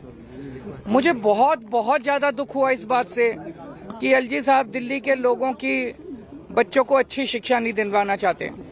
मैं आपको पकड़ना एक बार, मैं सुप्रीम कोर्ट का ऑर्डर लेके आया हूँ। ये सुप्रीम कोर्ट का ऑर्डर है, ये देखो, सारे जने कैमरे पे दिखा दो, ये सुप्रीम कोर्ट का ऑर्डर है। इस ऑर्डर में लिखा है सुप्रीम कोर्ट ने 4 जुलाई 2018 को बोला था पर में नहीं मानेंगे। एक तो उन्होंने 284 नंबर पैराग्राफ में लिखा और एक उन्होंने 475 नंबर पैराग्राफ में फिर लिखा सुप्रीम कोर्ट ने, there is no independent authority vested in lieutenant governor to take decision. इसमें लिखा हुआ है कि लेफ्टिनेंट गवर्नर स्वतंत्र रूप से कोई निर्णय नहीं ले सकते। सुप्रीम कोर्ट कह रहा है कि लेफ्टिनेंट गवर्नर स्वतंत्र रूप से कोई निर्णय नहीं ले सकते। फिर लेफ्टिनेंट गवर्नर साहब फिनलैंड की शिक्षकों की ट्रेनिंग को रोकने वाले कौन होते हैं? वो क्यों रोक रहे हैं? वो कहते हैं मैं सुप्रीम कोर्ट को नहीं मानता। अगर कोई लेफ्टिनेंट गवर्नर या गवर्नर इस देश का ये कहेगा मैं सुप्रीम कोर्ट को नहीं मानता, तो फिर तो इस देश के अंदर ना जनतंत्र बचेगा, ना संविधान बचेगा, कुछ नहीं बचेगा। हमें बेहद दुख है कि आज हम सब लोगों को, दिल्ली के मुख्यमंत्री को, दिल्ली के सारे चुने हुए विधायकों को एलजी हाउस मार्च करके कोई बड़ी चीज़ के लिए नहीं जाना पड़ रहा है, मात्र इस चीज़ के लिए जाना पड़ रहा है कि एलजी साहब हमारे शिक्षकों को फिनलैंड ट्रेनिंग के लिए जाने दो, उनको मत रोको। अगर दिल्ली का चुना हुआ, दिल्ली के 2 करोड़ लोगों ने वोट डाल के अपने मुख्यमंत्री को चुना, 70 में से 62 सीट दी, वो मुख्यमंत्री अगर अपने शिक्षकों को फिनलैंड ट्रेनिंग नहीं भेज सकता तो फिर क्या फ़ायदा है ऐसे चुनाव का और क्या फ़ायदा है जनतंत्र का? अभी हम सारे जा रहे हैं और मैं उम्मीद करता हूं कि एलजी साहब को अपनी गलती का एहसास होगा और वो शिक्षकों को कौन से काम रुके हुए हैं? कौन से काम रुके हुए हैं सर? बहुत सारे काम इन दिनों में एलजी साहब ने, जैसे मैंने अभी आपको दिखाया, एलजी साहब ने दिल्ली में योगा क्लासेस रोक दी। बताओ, योगा क्लासेस रोकने से एलजी साहब को क्या फ़ायदा हुआ? 17,000 लोग डेली योगा करते थे, मैं उनको फ्री में योगा कराता था। एलजी साहब ने अफसरों को बोल के दिल्ली के सारे मोहल्ला क्लिनिक्स की सारी पेमेंट रुकवा दी, दवाइयाँ रुकवा दी, टेस्ट रुकवा दिए, डॉक्टरों की तनख्वाह रुकवा दी, मोहल्ला क्लिनिक का रेंट रुकवा दिया, मोहल्ला क्लिनिक का बिजली का बिल रुकवा दिया, दिल्ली जल बोर्ड की सारी पेमेंट्स रुकवा दी। इस बार हम चाहते थे 24 घंटे पानी और यमुना की सफाई के ऊपर मिशन मोड में काम करना, तो हमने कई 1000 करोड़ रुपए जल बोर्ड के लिए रखे थे, कोई पेमेंट नहीं होने दी दिल्ली जल बोर्ड की। एलजी साहब ने डीटीसी के बस मार्शल, जो हमने महिलाओं की सुरक्षा के लिए बस मार्शल लगाए हैं डीटीसी की बसों में, उनकी 3 महीने से पेमेंट नहीं होने दी।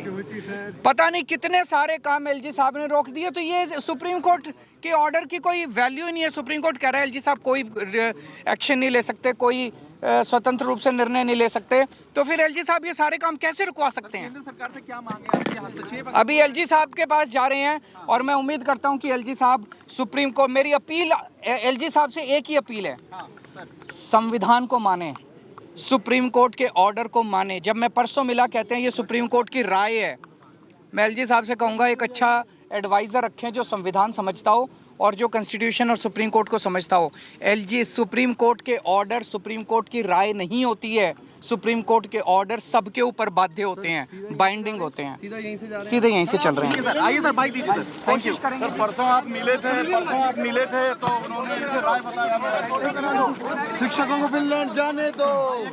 अरे Ajay. Well, there you have it. Arvind Kejriwal, Delhi Chief Minister, who's out protesting himself along with a bunch of leaders, Aam Aadmi Party, accusing the Delhi LG of trying to block many of the developmental activities or social activities that they carry out, including that of yoga classes. He says he wants to send a bunch of students from the schools to Finland for training. The Delhi LG isn't allowing that. They're not clearing certain papers. And several other allegations of bills not being cleared or permissions that are needed for several activities that need to be taken out or the promises made by the Delhi government for the welfare of the people of the state not being allowed to execute by the Delhi Lieutenant Governor VK Saxena. This is the Aam Aadmi Party's protest against the governor, as this is not the first time one knows that they've come out accusing the governor VK Saxena of trying to act as an agent of the central government or the BJP, trying to block off their welfare schemes, including that of yoga classes that they wanted to conduct, which was stopped. He says that a bunch of students and teachers from the government schools need to be sent to Finland for training. That's been blocked off. The adequate papers that need to be cleared are not done. And continues to allege that there are several hurdles being posed by the Delhi governor deliberately to hinder the Aam Aadmi Party's governance in the state, in the national capital. देते हैं तो वो देश में कानून बनता है, देश में वो कानून होता है, तो ये ठीक नहीं है। अगर दिल्ली के मुख्यमंत्री चाहते हैं कि उनके टीचर्स, सरकारी टीचर्स फिनलैंड जाएं ट्रेनिंग के लिए, तो एलजी साहब के पास में रोकने का कोई अधिकार नहीं है। दिल्ली सरकार को एक ही मुख्यमंत्री लड़नी पड़ रही है, तमाम विधायक। ये गलत है ना। एलजी साहब को सुप्रीम कोर्ट को मानना चाहिए, एलजी साहब को कॉन्स्टिट्यूशन को मानना चाहिए। दिल्ली के रुके sir.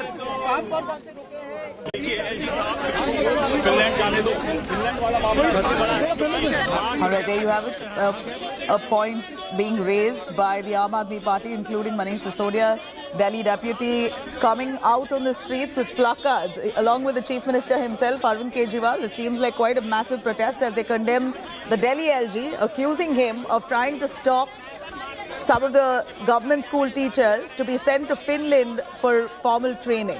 This is a matter of pride. That's what Arvind Kejriwal claims, that this is a matter of pride. They've got an opportunity to be trained abroad. One of the best government institutions that Aam Aadmi Party has set up in the national capital, which the Delhi Lieutenant Governor allegedly isn't allowing to be to continue in the most effective manner that the AAP intends to have it function. This is the accusation leveled by the Aam Aadmi Party now, and this has been on for a while now. Aam Aadmi Party as well as VK Saxena, the Delhi Lieutenant Governor, have been at loggerheads on various issues. This is one other, and the latest being that several government teachers. हम अपने बच्चों को, दिल्ली के बच्चों को अच्छी से अच्छी शिक्षा देना चाहते हैं। उनके टीचर्स को हम फिनलैंड ट्रेनिंग के लिए भेजना चाहते हैं। उनकी ट्रेनिंग को वो ना रोकें, और सुप्रीम कोर्ट ने ऑर्डर पास किया है जिसमें साफ ऑर्डर में 2 जगह लिखा है कि दिल्ली के एलजी को कोई भी इंडिपेंडेंट डिसीजन लेने की पावर नहीं है। एलजी साहब सुप्रीम कोर्ट के ऑर्डर को माने। सर, क्या कुछ आप लोगों की मांग है, किस तरीके से एलजी तक आप लोग पहुंचेंगे? हमारी मांग है कि हम अपने टीचर्स को फिनलैंड ट्रेनिंग के लिए भेजना चाहते हैं। उनको ट्रेनिंग के लिए जाने दिया जाए, उनको ना रोका जाए। उनको रोकने से एलजी साहब को क्या मिलेगा? और सुप्रीम कोर्ट का जो ऑर्डर है, सुप्रीम कोर्ट का ऑर्डर है 2018 का, कॉन्स्टिट्यूशन बेंच का, वो ये कहता है कि दिल्ली के एलजी को इंडिपेंडेंट डिसीजन लेने की कोई पावर नहीं है। You heard the Chief Minister of Delhi, Arvind Kejriwal, who says and makes some strong allegations, saying that this is an attempt, deliberate attempt to stop government school teachers from going abroad and ensuring better education for government schools and students of government schools in the national capital. Efforts made by the Aam Aadmi Party, not welcomed by the Delhi LG or the BJP, is what the AAP alleges. This is Aam Aadmi Party, who's in fact been protesting against the same issue for a few days now.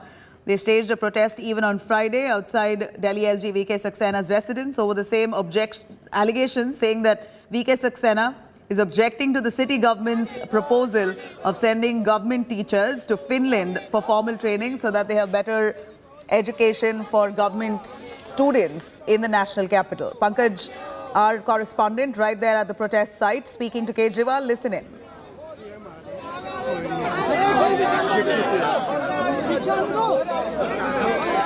इस वक्त दिल्ली के मुख्यमंत्री अरविंद केजरीवाल और तमाम विधायक मार्च कर रहे हैं एलजी हाउस की तरफ, और साथ ही यहाँ पे उप मुख्यमंत्री मनीष सिसोदिया भी मौजूद है। सर, क्या मांग है? नहीं, मांग यही है कि दिल्ली के बच्चे अच्छे पढ़ें, उसके लिए हम अपने टीचर्स को फिनलैंड ट्रेनिंग के लिए भेजना चाहते हैं, तो उनको जाने दें। एलजी साहब क्यों रोक रहे हैं इसको? सुप्रीम कोर्ट ने कहा है कि एलजी साहब के पास में इस तरह की कोई डिसीजन मेकिंग पावर नहीं है, तो सुप्रीम कोर्ट के ऑर्डर को माने। चलिए, यहाँ पे आप देख रहे हैं अरविंद केजरीवाल यहाँ मौजूद है। सर, एक लाइन में कहें तो एलजी से आप क्या मांग करने जा रहे हैं? सर, हम एलजी साहब से रिक्वेस्ट करना चाहते हैं कि हमारे टीचर्स को ट्रेनिंग के लिए फिनलैंड जाने दें और सुप्रीम कोर्ट के ऑर्डर का उल्लंघन ना करें। सुप्रीम कोर्ट का ऑर्डर साफ साफ कहता है कि एलजी को स्वतंत्र रूप से कोई भी डिसीजन लेने की पावर नहीं है। चलिए, यहाँ पे आप देख रहे हैं अरविंद केजरीवाल ने बातचीत करते हुए कहा कि सुप्रीम कोर्ट के आदेश के मुताबिक उन्हें ये पावर नहीं है कि वो दिल्ली के कामकाज को रोके। यहाँ पे उप मुख्यमंत्री मौजूद हैं, तमाम विधायक मौजूद हैं, और ऐसी स्थिति में आरोप ये लगाया गया कि कामकाज दिल्ली के रुके। सर, काम कौन कौन से रुके हैं ये भी हम जानना चाहेंगे, लेकिन यहाँ विधायक नारेबाजी करते हुए नजर आ रहे हैं। और ये देखिए आतिशी, कामकाज कौन कौन से रुके और ये कब तक चलेगा? देखिए, इसका जवाब तो एलजी साहब को देना पड़ेगा कि वो क्यों गैर संवैधानिक रूप से दिल्ली सरकार के कामों को रोक रहे हैं, क्यों वो दिल्ली के सरकारी शिक्षकों को, सरकारी स्कूल के शिक्षकों को फिनलैंड में ट्रेनिंग के लिए नहीं जाने दे रहे हैं। उनको गरीबों के बच्चों से ऐसी क्या नफरत है कि वो दिल्ली के सरकारी स्कूल के जो बच्चों को पढ़ाते हैं, जो टीचर पढ़ाते हैं, उनको विदेश जाने से रोक रहे हैं। चलिए, यहाँ पे आप देखिए, तस्वीर देखिए, ये मार्च करते हुए जा रहे हैं तमाम विधायक, और यहाँ पे आपको नजर आएगा कि अरविंद केजरीवाल जो हैं वो अब एलजी हाउस की तरफ पैदल मार्च कर रहे हैं। मांग है तमाम लोगों की कि एलजी जो दिल्ली सरकार के कामकाज हैं, जो चुनी हुई सरकार के कामकाज हैं, उसमें विरोध ना करें, अवरोध उत्पन्न ना करें। कैमरामैन अजय ठाकुर के साथ पंकज जैन, दिल्ली आज तक। All right, that was Pankaj there, bringing us the latest right from ground. He's spoken to the Chief Minister, the Deputy, several leaders of the Aam Aadmi Party, including Atishi, and their allegations are that at least 30 government school teachers, a proposal had been sent to the Delhi LG's office requesting grants or permission to allow government school teachers of Delhi to be sent to Finland for formal training. The response hasn't been warm, is what the AAP alleges. In fact, Manish Sisodia, the deputy, outrightly says that the Delhi LG has rejected this proposal, while on the contrary, so far there's been no word from the Delhi LG's office whether or not this proposal has been axed. In fact, the word that's come in from the Delhi LG's office so far is that they're still evaluating the proposal that's been made, and a message was sent out to the AAP government asking them to re-evaluate the effectiveness of sending teachers to Finland. Could this be done in India itself? Could the training be carried out in India itself? That was more a question asked by the Delhi LG. No, a refusal has not come yet, is what we hear from the Delhi LG's office. But for now, you see Aam Aadmi Party extensively coming out in protest, condemning the Delhi LG, accusing him of trying to stop government school teachers of Delhi from going to Finland and receive good training so that they can educate their government students in a better fashion. विधानसभा में मौजूद हैं BJP के ये तमाम विधायक हैं, अपने हाथों में ऑक्सीजन सिलेंडर लिए, चेहरे पर मास्क पहने हुए यहाँ पे तमाम विधायक पहुंचे हुए हैं। और विधायक जी, सभी लोग पहुंचे हुए हैं हाथों में ऑक्सीजन सिलेंडर लिए, और साफ हवा में जीना मुश्किल हो रहा है या पोल्यूशन है उस हवा में जीना मुश्किल हो रहा है, क्या संदेश देना चाह रहे हैं? ये दिल्ली दुनिया की सबसे पॉल्यूटेड कैपिटल है। केजरीवाल जी इस निमित्त कोई भी कदम नहीं उठा रहे। उनको एहसास दिलाने आए हैं कि दिल्ली के लोग सांस ले के जहरीली सांसों के कारण मर रहे हैं और उस पर उनका कोई ध्यान नहीं है। इसलिए उनको बतलाने आए हैं कि आप सबको एक एक सिलेंडर फ्री में बांटिए ताकि दिल्ली के लोगों का जान बचाया जा सके। ये क्या मांग आप लोगों की और है? कितने लीटर का सिलेंडर है ये ऑक्सीजन का? ये 3.5 लीटर का। 3.5 लीटर का। आज लेकिन हम देख पा रहे हैं कि आसमान तो नीला है, लेकिन क्या आप इस पे राजनीतिक मांग कर रहे हैं? विधानसभा में भी क्या आप ये मांग उठाएंगे? बिल्कुल, हमने पहले भी मांग उठाया है कि केजरीवाल जी को जवाब देना चाहिए कि 8 सालों में दिल्ली शहर पॉल्यूटेड क्यों हो गई। चलिए यहाँ पे ये देखिए, विधायक जो है अब विधानसभा के भीतर जा रहे हैं और यहाँ पे कोशिश ये है तमाम विधायकों की कि दिल्ली विधानसभा के भीतर इस मुद्दे को उठाया जाए और प्रदूषण से संबंधित जो मांग है उस मांग को दोहराया जाए। आम आदमी party government don't believe in democracy. We want to raise the issue of pollution. Today, unfortunately, today pollution is Delhi has become one of the most polluted cities in the whole world today. And unfortunately, Aam Aadmi Party government led by Arvind Kejriwal has done nothing for pollution. What have you done for a long term? Where is the buses? Where is the public transport? Public transport has gone in Delhi haywire. I mean, it's on the verge of collapsing it. What population of 2 crores? We have only 3,000 odd buses of DTC in Delhi. How many buses you have purchased? Central government has provided you 300 electrical buses. Apart from that, what have you done? We want to raise this issue in the Vidhan Sabha, but unfortunately, as usual, Arvind Kejriwal government is creating a ruckus in the Vidhan Sabha, and they are not letting the debate and the discussion should happen in the House. This is the democracy what we're talking about. This is democracy which you're living in. समय पंजाब में हूँ भारत जोड़ो यात्रा में। दिल्ली की हवाएं जहरीली है, पर पंजाब में मुझे पराली जलते हुए कहीं नहीं दिख रही। अब क्या कारण है केजरीवाल जी? पहले आप पंजाब को कहते थे, है ना, पराली और जो है हवाएं जहरीली पंजाब वजह है। पंजाब में पराली नहीं, लेकिन दिल्ली की हवाएं जहरीली है। 8 साल से आप सत्ता में। चलिए छोड़िए, भाजपा क्या कह रही है, आम आदमी पार्टी क्या कह रही है। दिल्ली के लोगों को सुन कौन रहा है? दिल्ली विधानसभा के बाहर एलजी और मुख्यमंत्री की लड़ाई सड़कों पर है, भाजपा और आम आदमी की, और लोगों की सुनवाई नहीं। विधानसभा का सत्र है, चुने हुए जनप्रतिनिधियों से उम्मीद की जाती है कि अपने लोगों की समस्याओं के चर्चा करके हल दे। मैं इसी विधानसभा की 5 साल विधायक रही हूँ। लोगों की उम्मीदें हैं, वो लोगों की उम्मीदें एक बार फिर निराश हो रहे हैं। जिस तरह का माहौल दिल्ली विधानसभा में देखने को फिर से मिल रहा है कि बाहर भी लड़िए, अंदर भी लड़िए, सिर्फ अपनी राजनीति क्योंकि जवाब ना देना पड़े, ना केंद्र सरकार ना दिल्ली सरकार को, सिर्फ लड़कर अपना समय बर्बाद करके टैक्स पेयर के पैसे का बर्बादी हो रही है और दिल्ली पिस रही है। All right, I'm going to quickly cut across to Pankaj Jain, but for the benefit of our viewers, on one hand, you're looking at Arvind Kejriwal and the Aam Aadmi Party extensively protesting against the Delhi LG, accusing him of trying to stop some social welfare measures that the AAP government wants to take, including sending government school teachers to Finland for formal training so that they give better education for government students here in the national capital. While on that on one hand, on the other, you have a ruckus that's broken out in the assembly, and this time by the BJP coming out in symbolic protest with oxygen cylinders and masks, saying that it's unbearable. One can't breathe in the national capital, Delhi. What happened to all the tall promises made by the Aam Aadmi Party? All fallen flat. They've not lived up to the promises to ensure that the citizens of the national capital deserve clean air to breathe. Let me cut across to Pankaj for more on that. Pankaj, on both ends, we're seeing the BJP stepping up attack on the Aam Aadmi Party, while the AAP stepping up its attack against the Lieutenant General VK Saxena, calling him a pawn at the hands of the BJP, saying that he is trying to block several schemes that the AAP intends to do, and they are now helpless. Nabila, देखिए अभी इस वक्त हम आम आदमी party की जो सरकार है वो पूरी तरह से सड़कों पे उतर आई है, और जिस तरह से लगातार आम आदमी पार्टी गवर्नमेंट ये एलिगेशन लगा रही है कि दिल्ली में जितने भी काम हैं वो एलजी के द्वारा रोक दिए गए हैं। इस वक्त हम इस प्रोटेस्ट मार्च में मौजूद हैं। दिल्ली विधानसभा की सदन की शुरुआत आज हुई है। सदन स्थगित कर दिया गया है कल तक के लिए, यानी कि आज कोई कार्रवाई नहीं होगी।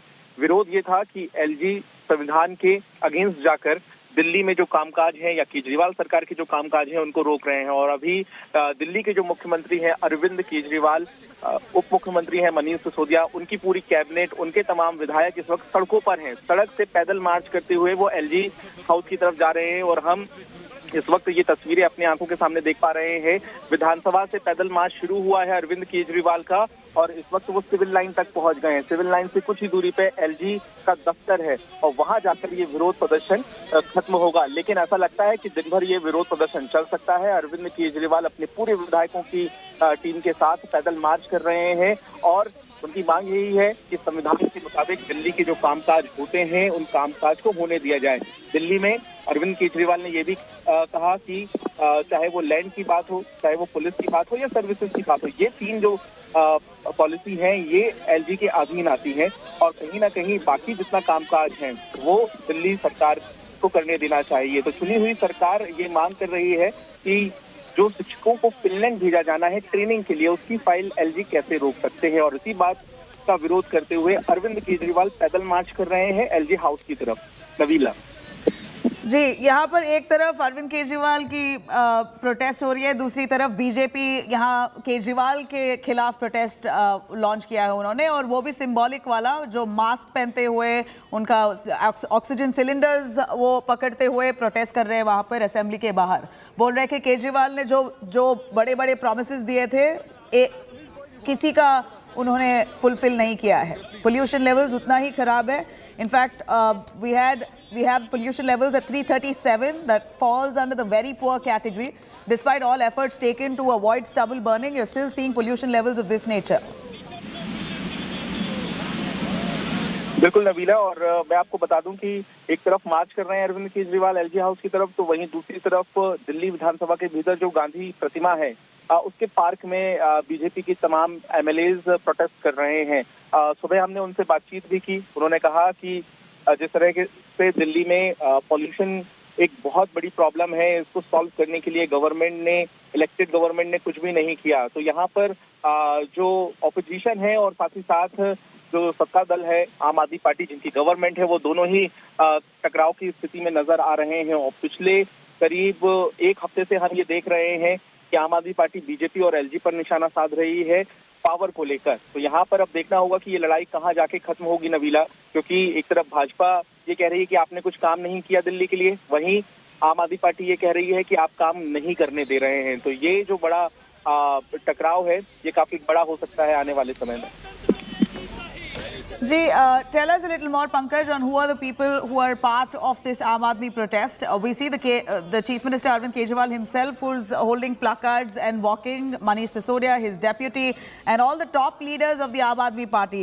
जहाँ ये वीक के स्टार्ट में ही एक मंडे को ही उन्होंने एक बड़ा आंदोलन शुरू किया है और दिल्ली एलजी वीके सक्सेना के घर के सामने ही इतना बड़ा प्रोटेस्ट लॉन्च किया है आपने, मगर लेफ्टिनेंट गवर्नर ने अभी तक नहीं कहा है कि वो उन्होंने रिजेक्ट किया है ये प्रपोजल।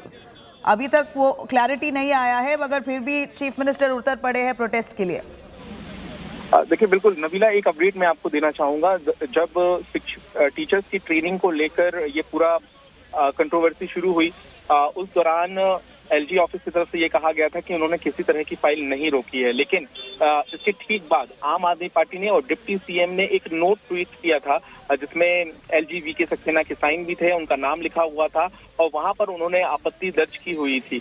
तो इसे लेकर भी जो डॉक्यूमेंट लेवल पर एलिगेशंस हैं या क्लेम है वो अब बहुत ज्यादा आगे बढ़ चुके हैं। यहाँ पे अब सबसे बड़ा सवाल ये है कि सीएम की और एलजी की लास्ट फ्राइडे मीटिंग भी हुई थी, करीब 1 घंटे तक ये पूरी मीटिंग चली थी। इस दौरान भी अरविंद केजरीवाल सुप्रीम कोर्ट के ऑर्डर की कॉपी, संविधान कॉन्स्टिट्यूशन जो होता है उसकी कॉपीज लेकर गए हुए थे। और साथ ही साथ आपको हम ये भी बता दें कि अरविंद केजरीवाल ने ये कहा था कि उन्हें काम करने दिया जाए। वहीं एलजी की तरफ से ये जवाब आया था कि दिल्ली में जो काम नहीं हुए हैं उसकी लिस्ट हमने अरविंद केजरीवाल को दी। तो अब देखना ये होगा कि जब खुद अरविंद केजरीवाल सड़क पर उतर गए हैं तो एलजी ऑफिस की तरफ से किस तरह का रिएक्शन हमें देखने के लिए मिलता है। आपने पूछा कि कौन कौन इस प्रोटेस्ट में मौजूद है, तो तस्वीरों में नजर आ रहा है कि अरविंद केजरीवाल के साथ उनके डिप्टी मनीष सिसोदिया, तमाम आम आदमी पार्टी के विधायक, चाहे सौरभ भारद्वाज हो, चाहे आतिशी हो, इसके अलावा संजीव झा और साथ ही जो मिनिस्टर हैं राजकुमार आनंद, इमरान हुसैन और ये तमाम जो विधायक आम आदमी पार्टी के हैं वो इस वक्त मार्च कर रहे हैं और एलजी हाउस के थोड़ा नजदीक ही ये तमाम आम आदमी पार्टी के विधायक पहुंच गए हैं। जी, ये जो प्रपोजल है जो अरविंद केजरीवाल के गवर्नमेंट का स्कूल टीचर्स को फिनलैंड भेजने के लिए, उसके बारे में कुछ बता सकते हैं आप? 5 days training program is what we hear. They want to send them to Finland so that they come back better prepared to teach our government school students. This is a proposal laid out before the Delhi LG, but we hear that VK Saxena, the Lieutenant Governor, has raised concerns on whether this is really an effective program. In 5 days, what much can they be trained in? And could this not be done in India itself? All right, we've lost Pankaj on the line there. But as we see protests that ensue on the streets of the national capital, Delhi, right at the start of the week as the assembly session begins. You had the BJP a little earlier coming out in numbers with oxygen cylinders, masks in a symbolic protest, almost giving out a perception that Delhi is unbearable to breathe. It's impossible to breathe like a normal human being without oxygen cylinders. That's how bad pollution levels are in the national capital. And of course, certainly at this point, the Delhi's pollution levels has dropped to the very poor category. Nearly 337 that reported just last afternoon. In fact, the pollution levels is something that is a matter of huge concern, considering that Delhi is seeing severe cold waves and fog situations across the national capital, and it appears that the pollution levels there, or rather pollution itself, suspended in the air along with the fog, making it very difficult for people to breathe normally. And while that said, you have the Aam Aadmi Party now launching a parallel protest right against the Delhi LG Lieutenant Governor VK Saxena, accusing him of trying to stop the Aam Aadmi Party's welfare measures or their attempts to provide better education for their government students by sending their school teachers for a 5-day training program in Finland. Their proposal has been blocked off, is the AAP's allegation, as they launched this protest. As you see on the left, Arvind Kejriwal holding placards, speaking to the media. Let's listen in. बेहद दुख है कि आज हम सब लोगों को, दिल्ली के मुख्यमंत्री को, दिल्ली के सारे चुने हुए विधायकों को एलजी हाउस मार्च करके कोई बड़ी चीज के लिए नहीं जाना पड़ रहा है, मात्र इस चीज के लिए जाना पड़ रहा है कि एलजी साहब हमारे शिक्षकों को फिनलैंड ट्रेनिंग के लिए जाने दो, उनको मत रोको। सुप्रीम कोर्ट की राय नहीं होती है। Supreme court, honourable supreme court जब कुछ ऑर्डर देते हैं तो वो देश में कानून बनता है, देश में वो कानून होता है। तो ये ठीक नहीं है। अगर दिल्ली के मुख्यमंत्री चाहते हैं कि उनके टीचर्स, सरकारी टीचर्स फिनलैंड जाएं ट्रेनिंग के लिए, तो एलजी साहब के पास में रोकने का कोई अधिकार नहीं है। All right, there you have Manish Sisodia outrightly, who alleges that VK Saxena, the Delhi LG, has flatly refused the proposal that was presented before him. But so far, no formal word of a refusal coming in from the Delhi LG's office on whether this entire proposal to send government school teachers for a 5-day training program to Finland has been fully rejected. That clarity is yet to come by. But yeah, while even India Today reaches out to the Delhi LG's office, we're yet to hear from the office on whether it's a no on their part. You already have the Chief Minister coming out on the streets and condemning the Delhi LG, alleging him of trying to stop welfare measures or activities taken up by the Aam Aadmi Party in the national capital. Rahul Gautam, who is joining us live from right spot. Rahul, a quick word from you. Again, give us some clarity. Has the Delhi LG, VK Saxena, flatly refused the AAP proposal to send about 30-odd government teachers to Finland for training so that they can come back and teach our government children in the national capital in a better fashion? Is there a no from the Delhi LG's office? Well, this is what being alleged by the Aam Aadmi Party, that he has flatly refused, and in fact he is sitting on that particular file. See, we have to really understand that this tussle between LG's office and Delhi's Chief Minister, Mr. Kejriwal, is not new. The Aam Aadmi Party and Mr. Kejriwal, they both have been alleging that that the LG is working at the behest of the BJP only to block and halt those decisions which have been taken by Aam Aadmi Party in the interest of Delhiites. And similarly, this proposal to send few government teachers all the way to Finland so they can come back and after getting training over there is something which has actually set a stage for confrontation between BJP and Aam Aadmi Party. And as we speak, Delhi's Chief Minister, Mr. Kejriwal, along with all other MLAs, they are marching towards LG's office. Now, LG office, what we've been informed from our sources that there are a couple of anomalies as far as this proposal is concerned, and they are still reading it, and final decision has not been made on this issue so far. So we can expect that this issue is certainly going to gather more heat, because Arvind Kejriwal is now putting it very clearly that it is LG's office which is blocking these measures that have been taken by Aam Aadmi Party government, and this clearly shows that LG's office is working at the behest of the BJP. All right. Stay with us, Rahul. I'm going to quickly cut across to Ajay Mahawat, who's a BJP MLA who joins us on the phone line. Ajay ji, यहाँ पर जो आम आदमी party के नेता है, ये chief minister खुद जो स्ट्रीट्स पर उतरे हैं, दिल्ली एलजी और बीजेपी का ये एक एलिगेशंस कर रहे हैं कि ये जो इनका वेलफेयर मेजर्स है या गवर्नमेंट स्कूल टीचर्स को फिनलैंड भेजना, वो एलजी ने ब्लॉक किया है. आपका क्या कहना है? देखिए, ये एक मिथ्या आरोप है और एलजी साहब के मुंह में भी डाल के बहुत सारी बातें ये मिसकोट कर रहे हैं, जनता को भ्रम में डाल रहे हैं. और ये इन्होंने आज मैंने अल्पकालिक चर्चा लगाई थी विधानसभा के सत्र में प्रदूषण पर बात करने के लिए. दिल्ली सुप्रीम कोर्ट कहती है सबसे प्रदूषित राजधानी है, WHO कहता है कि जो है सुप्रीम कोर्ट कहती है कि यहाँ गैस चैम्बर में तब्दील हो गई है, WHO कहता है सबसे प्रदूषित राजधानी है संसार की. तो ऐसे में मैंने ये प्रश्नावल लगाया था आज अल्पकालिक में इस चर्चा से भागने के लिए. इन लोगों ने ये काम किया है और फिनलैंड की बात करते हैं. अभी दिल्ली के गांव देहात से लेकर यहाँ तक स्कूलों का जो ये भ्रमजाल फैला रखा है, मैंने तो इनको निमंत्रण दिया है. मैं आज तक को भी कहना चाहूंगा कि आप आइए, मेरी विधानसभा के भी एक दो स्कूल मैं आपको दिखाता हूँ किस हालात में है. बच्चों के 3 साइड पे पढ़ रहे हैं बच्चे, पीने का पानी नहीं, सही टॉयलेट नहीं, छज्जों पे बैठ के पढ़ रहे हैं, कहीं पर जो दलान होता है उसमें बैठ के पढ़ रहे हैं. और ये बड़ी बड़ी बातें कर रहे हैं. सिर्फ 10-15 स्कूल ठीक बनाए हैं इन्होंने, इतना मैं स्वीकार करता हूँ. और उसी को दिखा करके ये 1000 से ज्यादा स्कूलों की मार्केटिंग कर रहे हैं सिर्फ. तो मुझे लगता है कि ये सिर्फ एलजी को बदनाम करने की एक साजिश है और ये अपने कर्तव्यों का पालन नहीं कर रहे हैं. अपने हमेशा कोई भी बात बोलो, किसी बात को एमसीडी पे डाल देंगे, कभी एलजी पे डाल देंगे, कभी केंद्र पे डाल देंगे, कभी पड़ोसी सरकार पे डाल देंगे. अब तक प्रदूषण के लिए भी पराली का रोना रोते रहते थे, लेकिन अब इनकी सरकार वहां है तो उसको गोल पोस्ट चेंज कर दी इन्होंने. तो इनको सिर्फ अपनी जिम्मेदारी ऑन नहीं करनी, दूसरों पर जिम्मेदारी डालनी, अपनी जिम्मेदारी से भागना पहले से इनकी पुरानी आदत है. इसी कारण दिल्ली के मुख्यमंत्री एकमात्र मुख्यमंत्री होंगे जिन्हें अरुण जेटली जी से, नितिन गडकरी जी से, शीला दीक्षित जी से सभी से माफी भी मांगनी पड़ी, क्योंकि इनके सारे बयान गलत थे. जी, Ajay ji, clearly as Ajay, the BJP MLA at this point says that Aam Aadmi Party in Delhi is trying to change the goalposts.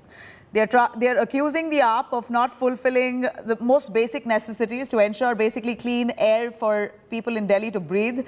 And while the allegations mount on the Aam Aadmi Party in Delhi, owing to the glaring pollution levels at this point, 337, falling to the very poor category in the national capital, Delhi.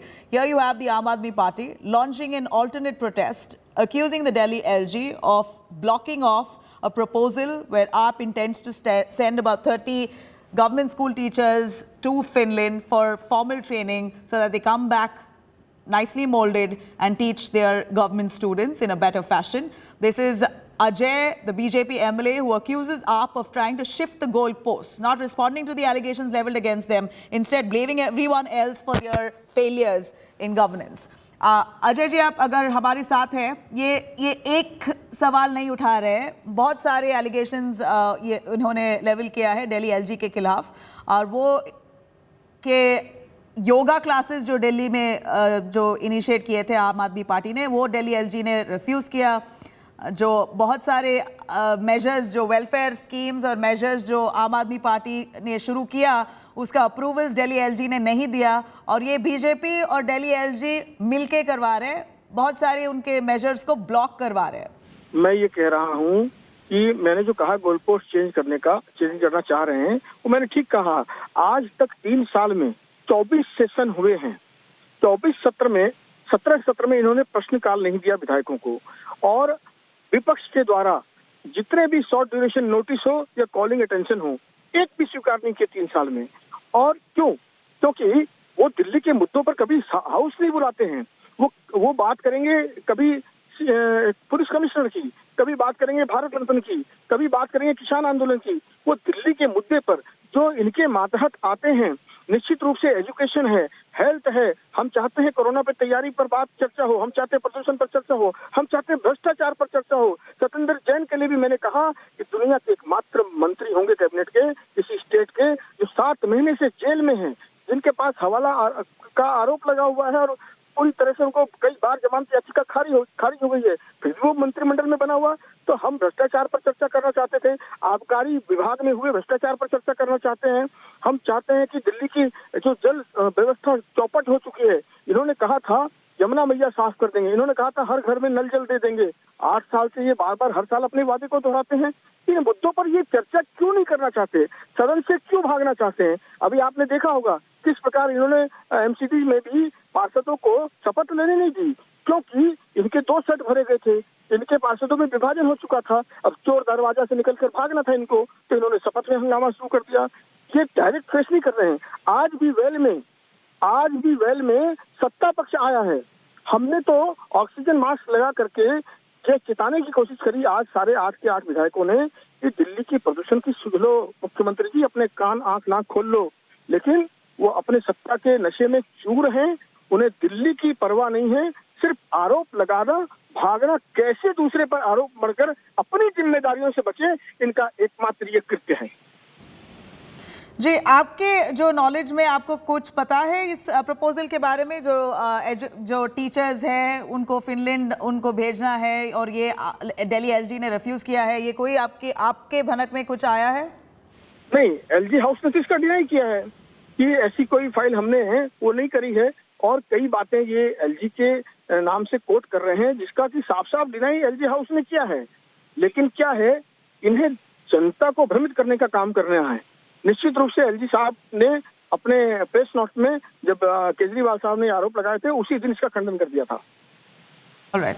Thank you very much, Ajay, for joining us on that. Ajay, a BJP MLA there in the national capital, Delhi, as we see both the parties, the state government of Delhi, Aam Aadmi Party, as well as the opposition BJP, coming to loggerheads on issues totally different, but on both ends, massive protests that have been launched on the streets of Delhi. Arvind Kejriwal himself, right outside the Delhi LG's home, residents were condemning the LG, trying to alleging him of trying to block off several welfare schemes, while you have the BJP protesting right outside the assembly, accusing AAP of not fulfilling promises and ensuring better air for citizens of Delhi. Now we have some big news coming in as the BJP now reacting to the Aam Aadmi's protest. As we track the developments here, BJP calls Kejriwal's dharna a big drama after Chief Minister Kejriwal leads a massive protest march right outside the Delhi LG's residence, accusing him of trying to block off several activities by the Aam Aadmi Party for the benefit of the people. The BJP now hits back, launching a scathing attack. You have spokesperson of the BJP speaking. Let's take a listen. Shehzad Poonawala.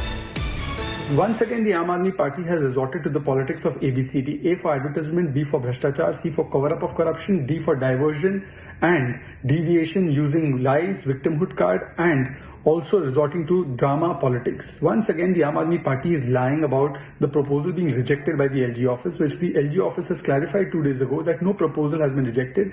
It has only been asked to be evaluated for its effectiveness and its cost-benefit analysis. But if the Aam Aadmi Party is indeed so concerned about education in Delhi, they should answer that when DDA allotted them 13 parcels of land to build schools in the last 8 years, how many schools have they built? How many new hospitals have they built, which they promised that they would build 7 hospitals? 0 hospitals have been built so far. Today, the Aam Aadmi Party plays the victimhood card because it has to pay a fine of 163 crore rupees that they had spent of Delhi's taxpayer money on their own publicity, private advertisement.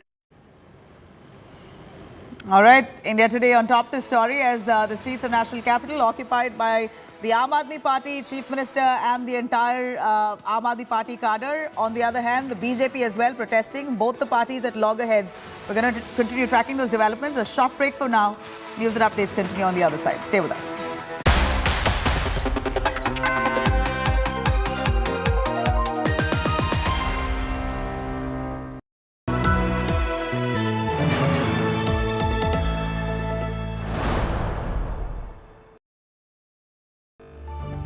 The men and women who built Indian industry, and the young guns who are shaping tomorrow's India. From storied careers to unicorn dreams.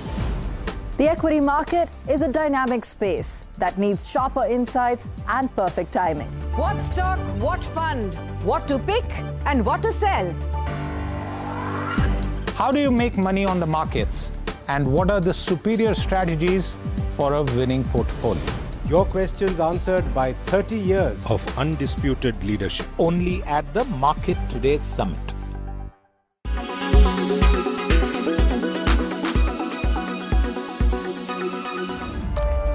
It is extremely cold in many parts of North India, and the most normal thing to say nowadays in the context of the weather is that so-and-so region is reeling under a cold wave, or when will the cold wave get over?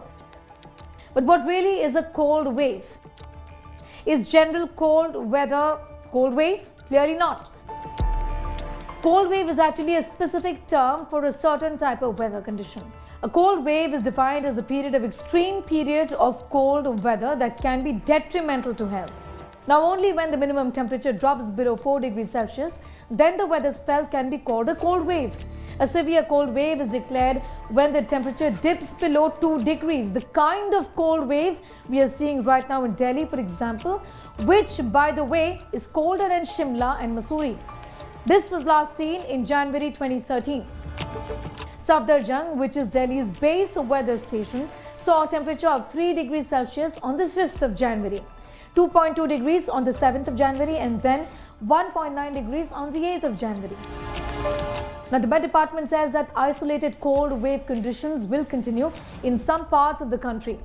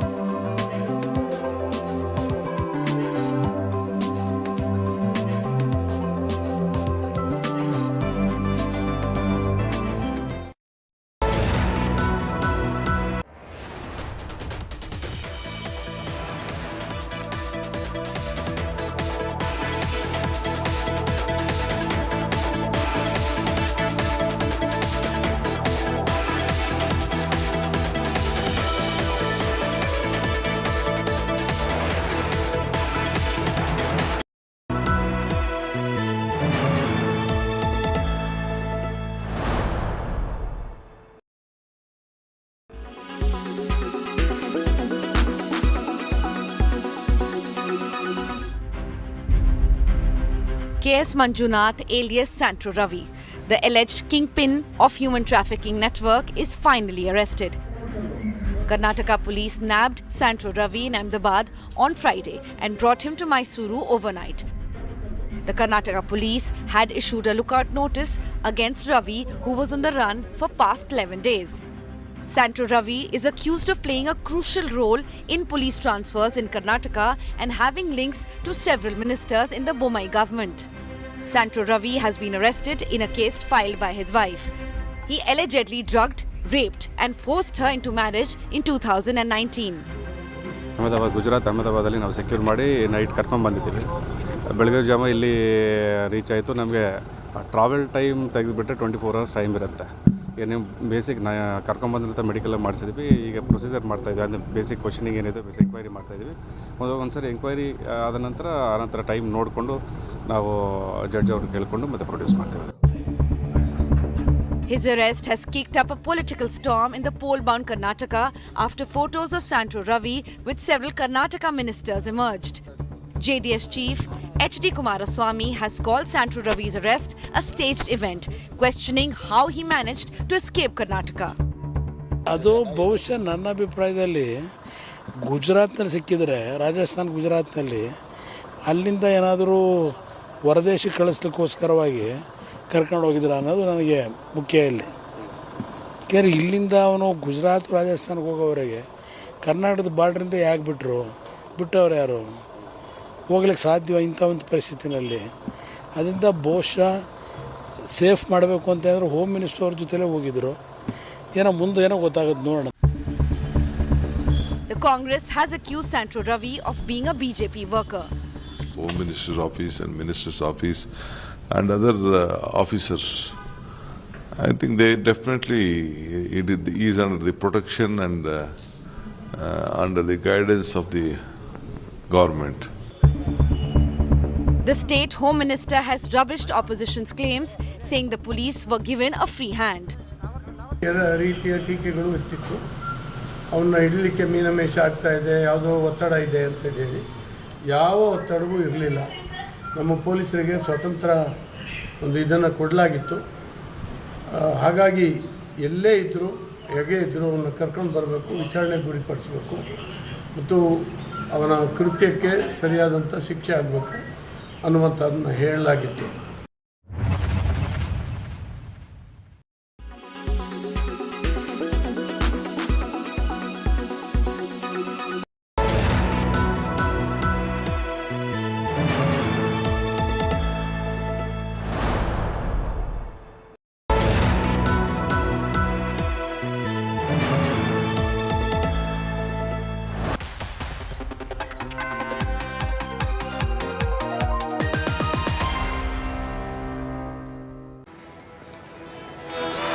Very good afternoon. You're watching India Today. I'm Nabila Jamal. The headlines first.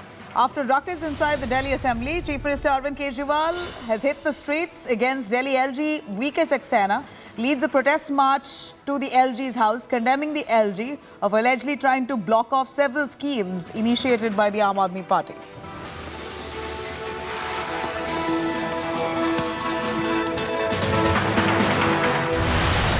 Amid massive collegium row, Law Minister Kiren Rijiju writes to Chief Justice of India seeking government representation in the collegium.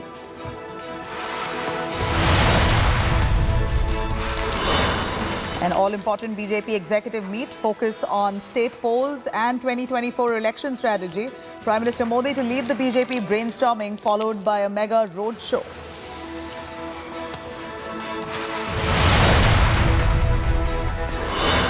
And after Golden Globe for Natu Natu, another global laurel for Rajmouli's RRR. RRR now wins Best Foreign Language Film at the Critics' Choice Awards in Los Angeles. And mid-air tragedy strikes Nepal. Yeti Airlines flight crashes with 72 on board killed. 5 Indians lose their lives in this crash, among others. Rajasthan Congress implosion continues months before Rajasthan polls. Chief Minister Ashok Gehlot holds a Chintan Shivir while pilot holds the same in a separate outreach event. And as economic crisis deepens in Pakistan, the Prime Minister Shehbaz Sharif says it's embarrassing to ask for more money as loans from countries at this point. इसके अंदर तो आप समझते होंगे ये पैसे मांगने आ गए हैं, तो मैंने कहा कि ये पाकिस्तान एक मिसाल इसकी ये है कि एक हाथ में हमारे एक न्यूक्लियर ताकत है और दूसरे हाथ में कशकोल. ये आग और पानी का ये कब तक ये मिलाप हो नहीं सकता, कब तक चलेगा?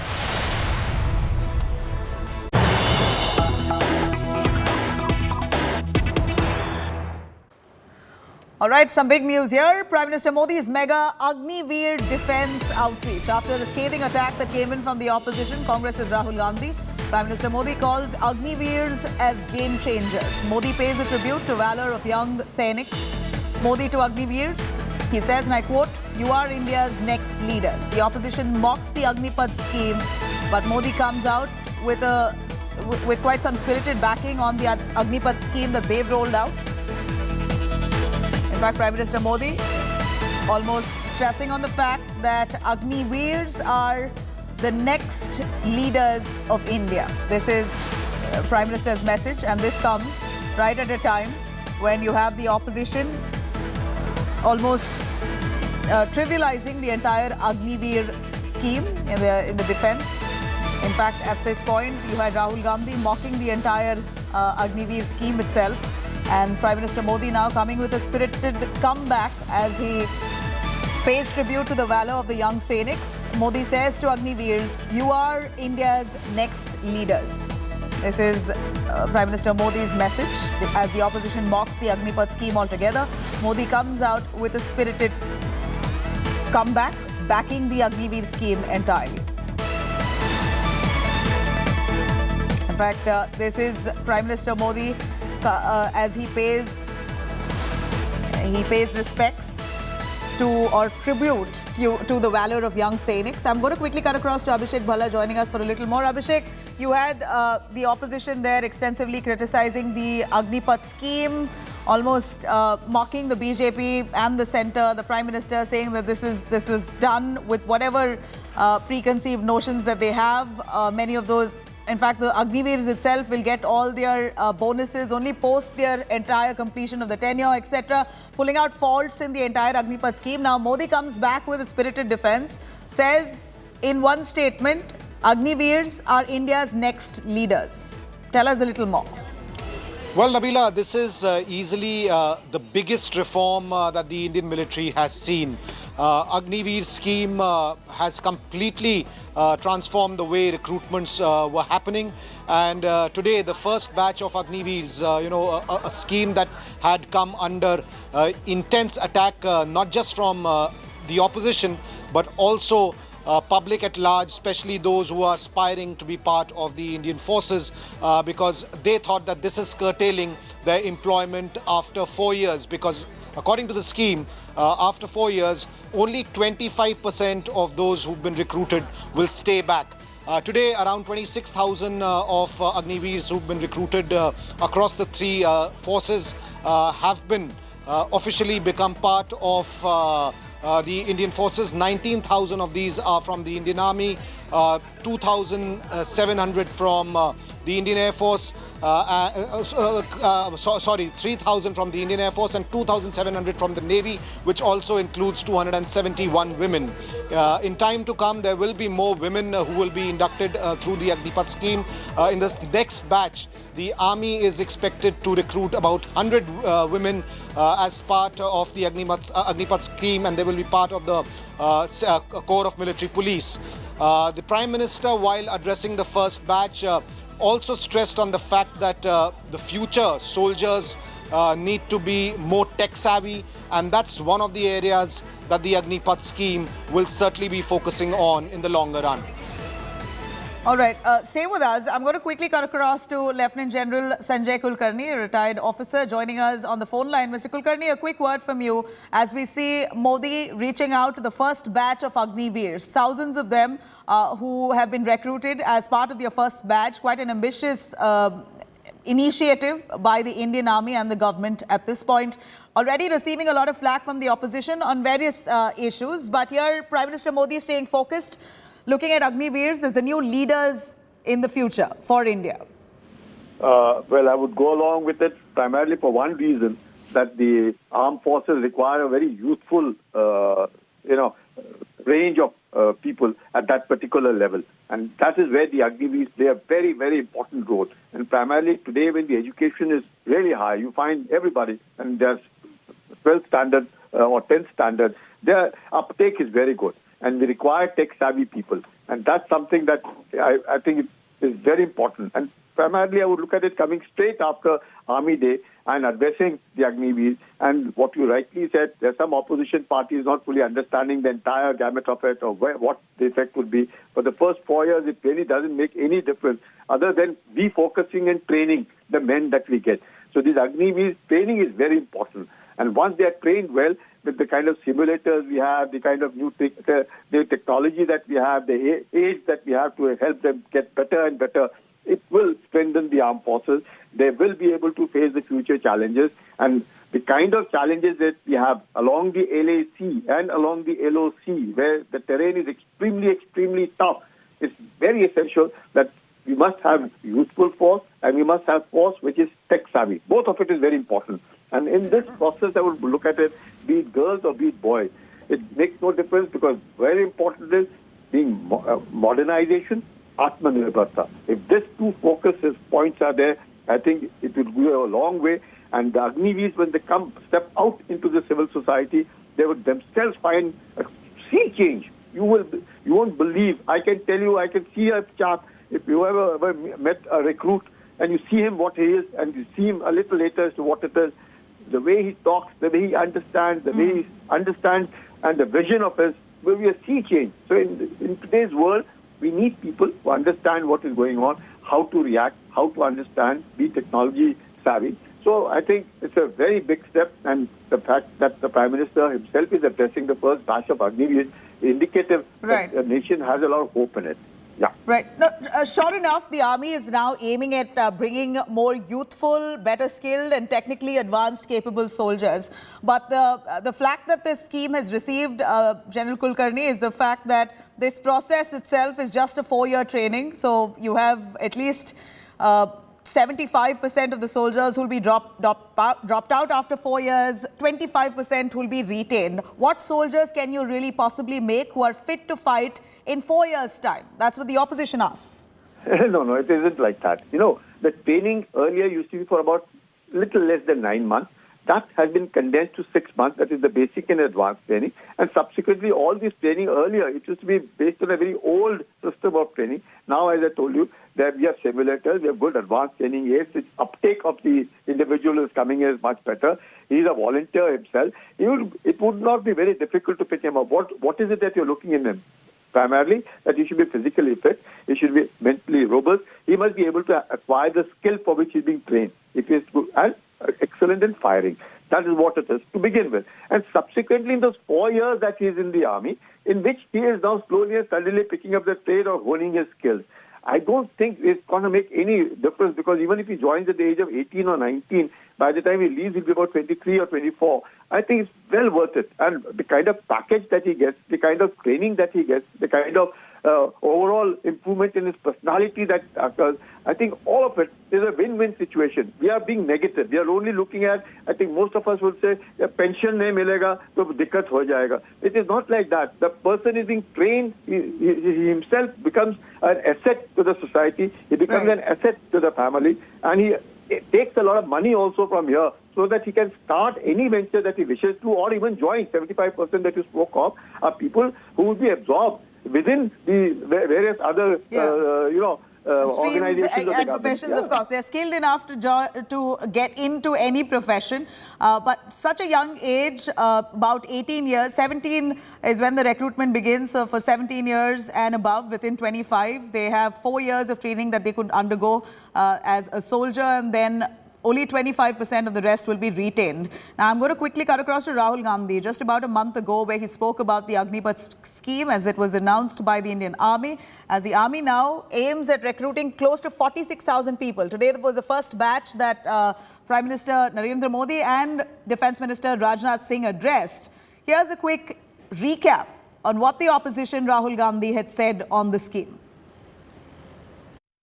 पूरी जिंदगी सेना आपकी देखभाल करती थी। अब नई योजना लाए हैं, अग्निवीर योजना। इसमें आप 4 साल काम करोगे, उसके बाद जूता मार के निकाल देंगे।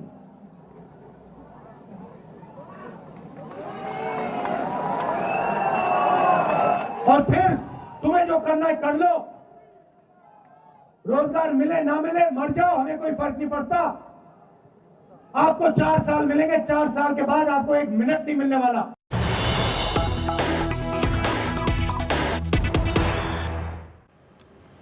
All right, some big news coming in from the state of Karnataka. Explosive twist coming in the Karnataka bribe gate. Chief of contractors body now levels some stunning charges and allegations against the BJP, the ruling government in the state. The contractor Manjunath gives proof of bribery as well. Manjunath claims that top BJP MLAs have received bribes. Manjunath says, and I quote, "I've paid 90 lakh rupees in cash as bribe." Huge allegations leveled by the top contractors body. In fact, the chief of the contractors body right now levelling some stunning charges against the BJP government, the ruling government in the state of Karnataka, accusing some of the top BJP MLAs of taking cash, close to 90 lakh rupees, to pass tenders or issue contracts to these contractors. Contractor Manjunath says, "I have full proof of bribery." This is, of course, come as a huge embarrassment to the BJP in a poll-bound state of Karnataka. The BJP government at this point trying to ensure a comeback in the upcoming elections, which is barely about a month or so away, about 2 months away for Karnataka elections to begin. And at a time like this, huge allegations mounting on the Karnataka BJP and largely on allegations of bribe and commission allegedly taken by some of the BJP netas. Let me cut across to the chief of the contractors body levelling these allegations. Listen in. I have constructed the PWD office building at Chitradurga because now we have completed since 3 years. We are waiting for inauguration. After 1 year now, after I given that 5% of the total cost of the amount, because the total cost of the 2.5%. So I given that 5% of the commission I have given. After that he came for inauguration, because for the inauguration that CC Patil minister, honorable minister, has come for the inauguration. 20 lakhs I have given. This time again he started to asking advance for future works. All right, I'm going to quickly cut across to Nagarjun Dwarkanath, who's been joining us, joining us live to give us an update on this allegation. How far is it true? Nagarjun, the contractors body holds a formal press conference and announces in full public and media glare, accusing the BJP MLAs of taking hard cash of up to 90 lakh rupees as bribe in exchange for contracts given to some of those contractors. How far is this true, and will there be suo moto case that will be taken up against this top BJP MLA? Who is this MLA? Do we know?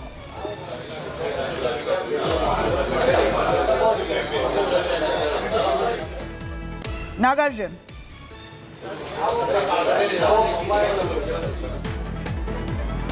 I'm going to try and patch Nagarjun's line there. Nagarjun Dwarkanath, who's been tracking those developments. In fact, at this point, several allegations of corruption shrouding the BJP government in Karnataka, and now in a new twist to the allegations of bribery against the BJP MLAs. Here's a contractors association, a top-level body, in fact the chief of the contractors body in Karnataka, who's held a formal press briefing where he declares that I have paid 90 lakh rupees in cash as bribe to a top BJP MLA. This is the bribe that was taken to issue contracts to him or some of the contractors. Clarity on this will be given by Nagarjun Dwarkanath. If we have Nagarjun cutting across to him, tracking those developments for us. Nagarjun, would you be able to tell us what exactly is this story?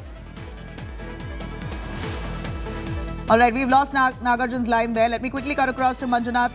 Once again, the top contractors body, the chief of the contractors body, who claims he's paid 90 lakh rupees in cash to a BJP MLA so that his contract could be passed.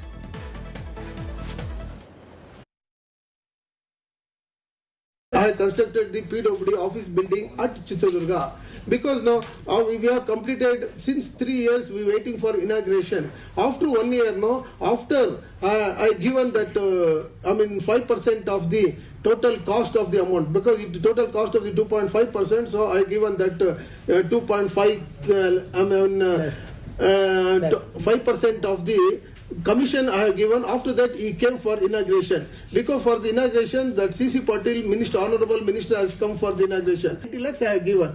This time again, he started to asking advance for future works. I'm going to cut across to Nagarjun there, joining us. Nagarjun, if you can hear me, do elaborate to us what exactly is the contractor's body chief, Manjunath, alleging as he holds a formal press briefing there, accusing the BJP MLA of taking hard cash of 90 lakh rupees as bribe to pass a contract.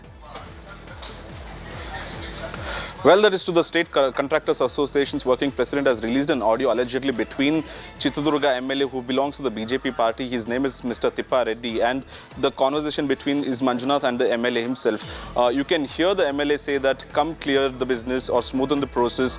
You can hear certain words which can be interpreted as taking the bribe or commission is what the association contractor says. They've also gone on record that 90 lakhs has been paid by him alone since 2019 to 2022. As recently as December 27th, that is just 2 weeks back, that they have paid 22 lakhs hard cash to the MLA, and he's trying to cause more trouble.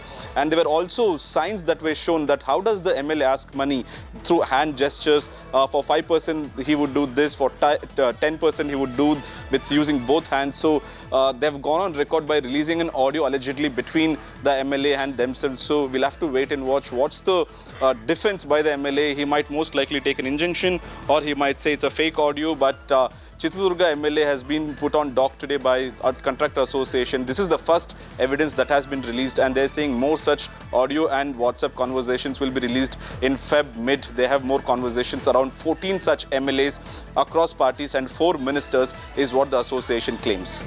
Oh, this is huge allegation coming in right ahead of elections. Look at the timing, Nagarjun. We are looking at a poll-bound state of Karnataka, where BJP is, of course, upping their campaign as they intend to come back to power.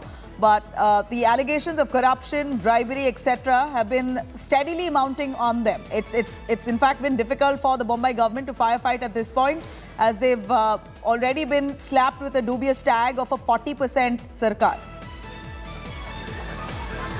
Well, that is true. A big task ahead of the elections for the government to come clean.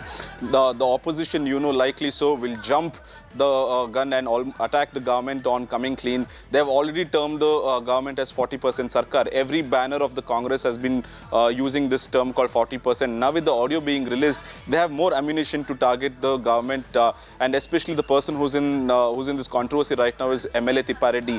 He'll have to come clean also if he has any conversation, or he can say that this is not my audio, or if he can go to the court and get an injunction, that is his freedom. But he has a lot to answer, and the BJP in Karnataka will have to defend the undefendable, at least in terms of this audio conversation. And they have also saying there are more evidences against other MLAs also. And as far as December 27th is concerned, 22 lakhs odd has been paid by cash in Chitradurga Town Club is what the contractor is saying. He has gone on record, he has confessed or deposed before the media that yes, it has happened since 2019, even during COVID time when we constructed buildings, hospitals, even cut was taken. And the new culture that Tippa Reddy has started in Chitradurga is advance money, not just cut for the work that is being done, but advance commission or bribe needs to be paid even before the work starts. That's the new trend that he has set, is what the association is claiming now.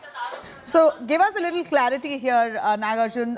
Bribe is allegedly taken for passing the contract. So unless bribe is paid, a contract will not be issued. Is that what the contractors are claiming? And who are these contractors? Is it what exactly do they do? What projects did they earn from the government, to which they paid bribe for? These are the building constructions where they construct government buildings in terms of PW department, health department and others, where they are saying that they need to pay a cut during the bill release. So once the tender is given to the contractor, he starts the process of construction of building, and the payment is released in blocks or phases. So even for the government to release the bill, a commission is sought or a cut is sought by the local MLA through engineers or directly himself. And now the new trend is that if a tender, even before allocation or the work begins, advance needs to be paid, is what they're claiming. So earlier it was a cut of bill release during phases, and now the new trend is that even before the construction begins, when the MLA comes for the puja or something, a cut has to be given to him. And here, if you really look at this case in a wider perspective, Nagarjun, you'd see that the Contractors Association in Karnataka is not the first time they're levelling at such allegations. In fact, last year, July as well, they had come out in large numbers to claim that they were demanded 40% commission to pass any contracts in the state of Karnataka. It was direct allegation made against the BJP MLAs, to which Basuraj Bommai, the Chief Minister, flatly denied, calling this false. Was there any investigation that was rolled out into these allegations made by the Contractors Association? Did the BJP take up this allegation seriously? The Chief Minister himself, did he take it up seriously, initiate investigation internally to check if his own MLAs are corrupt? Well, there's no such inquiry as such the government has put in place, but what the ministers have done is they have approached the court filing defamation case. For example, is last time that Mr. Kempana spoke to media, he had spoken about Minister Muniratna. Muniratna immediately moved a court and filed a defamation case and got a stay also on such allegations. Now, Mr. Kempana is fighting in the court against Muniratna on the defamation case. So, they are saying that evidences needs to be produced, but 30 days later, because the case is ongoing, it's sub judice right now. So against Muniratna, we cannot talk about anything because it's a defamation case right now and ongoing. But in respect to others, they had written a letter to the Prime Minister in 2021, mostly so in July. And later now, they have officially released an audio. This is one such starting audio, and this is the first example they are saying. Coming in weeks that they would release more and more audios. 30 days is the timeline or deadline given to the government. By mid-Feb, by Feb 15th or 16th, the same time around, there'll be more audio and WhatsApp recordings will be released to the media of other ministers and MLAs is what they're saying. So today was just a trailer. Picture Ravi Bakiye is what contractors are saying. All right, Nagarjun, one must remember, in fact, for our viewers, they must know that this is allegations that are mounting. You had KS Ishwarappa, BJP MLA, who was accused of taking bribe from a contractor. The contractor, unfortunately, committed suicide. He died. The family held KS Ishwarappa responsible. An internal investigation was carried out. He was given a clean chit. And now you have the contractor's body itself coming out and levelling such serious charges of corruption against many other BJP MLAs in the state, which they have now got to respond to.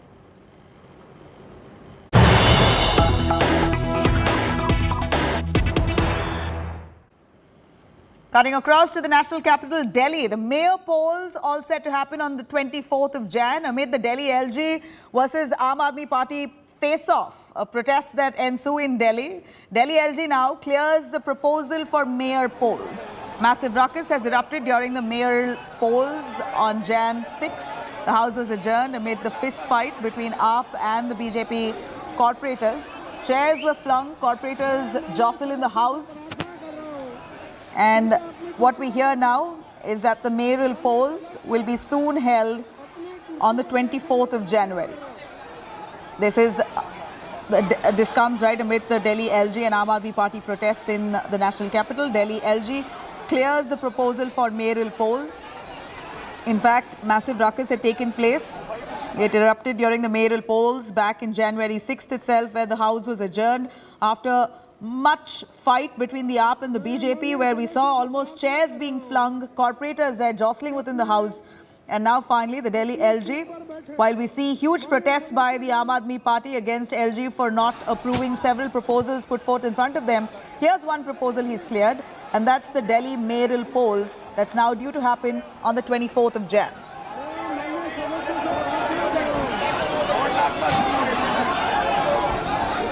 Let me cut across to Ram Kinkar, joining us on the phone line, India Today correspondent. Ram, a quick word from you. While allegations against the Delhi LG is that he's not clearing several proposals laid out before him for the welfare of the people of the state, the national capital, amid all those protests by the Chief Minister Arvind Kejriwal, Delhi LG very promptly cleared one proposal, and that is of mayoral polls, which he now has allowed to happen on the 24th of Jan. Tell us a little more on what had stalled the mayoral polls this far. Nabila rightly said, and on one hand we can see that how Delhi CM with other MLAs are marching in front of the LG office against the LG's decision in the case of Inland Teachers Training Program. But now on other hand, if you can see that about the mayoral poll, it will scheduled on 24th of Jan. This date is given by none other than Deputy Chief Minister. and he proposed the date. And now you can see that if it goes through the MCD, then MCD's proposing date was 30th of January. But due to some other reasons, LG has clear the date of 24th of January for the next House meeting session. And we clearly see that what happened on 6th of Jan. And after the 6th of Jan, the contention between Aam Aadmi Party and LG is growing day by day on the Finland teacher issues and a number of different issues. And now, it seems a kind of a path which is, you can say that both the LG and the Delhi government are on one stand. They have both stand on one reason. So we can see, but there is also a concern of security, because we can see the stormy session, Hangama, Rakat, what happened on 6th of Jan. So the LG will ensure that this kind of ruckus should not be happen again on 24th of Jan. So he will talk to higher officials of MCD, to other officials of Delhi Police to ensure the security when this House session will be happen on 24th of Jan. Nabila. All right.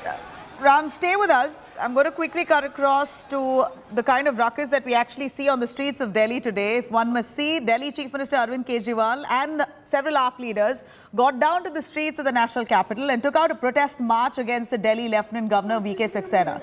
Kejriwal slammed the Delhi LG for blocking off several Delhi government schemes, including their plans to send about 30 Delhi government school teachers to Finland for better training in education. Meanwhile, ruckus also broke out at the same time between the Aam Aadmi Party and the BJP legislators at the Delhi Assembly on the first day of the winter session. And here you saw BJP netas coming with oxygen cylinders and masks as a symbolic protest, protesting against the Aam Aadmi Party's failure in tackling pollution levels in the national capital. BJP and AAP MLAs engaged in sloganeering against each other in the House, after which the House was finally adjourned. The winter session is now expected to go on until Wednesday. BJP MLAs there were seen wearing those oxygen masks in protest against the poor quality of air in the national capital. AAP and BJP legislators had previously gotten physical, quite bitter. The tussle that took place after the mayor elections of the mayoral corporation of Delhi had taken place on 6th of Jan.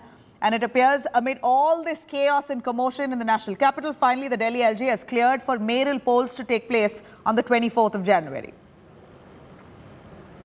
बेहद दुख है कि आज हम सब लोगों को, दिल्ली के मुख्यमंत्री को, दिल्ली के सारे चुने हुए विधायकों को एलजी हाउस मार्च करके कोई बड़ी चीज के लिए नहीं जाना पड़ रहा है, मात्र इस चीज के लिए जाना पड़ रहा है कि एलजी साहब हमारे शिक्षकों को फिनलैंड ट्रेनिंग के लिए जाने दो, उनको मत रोको।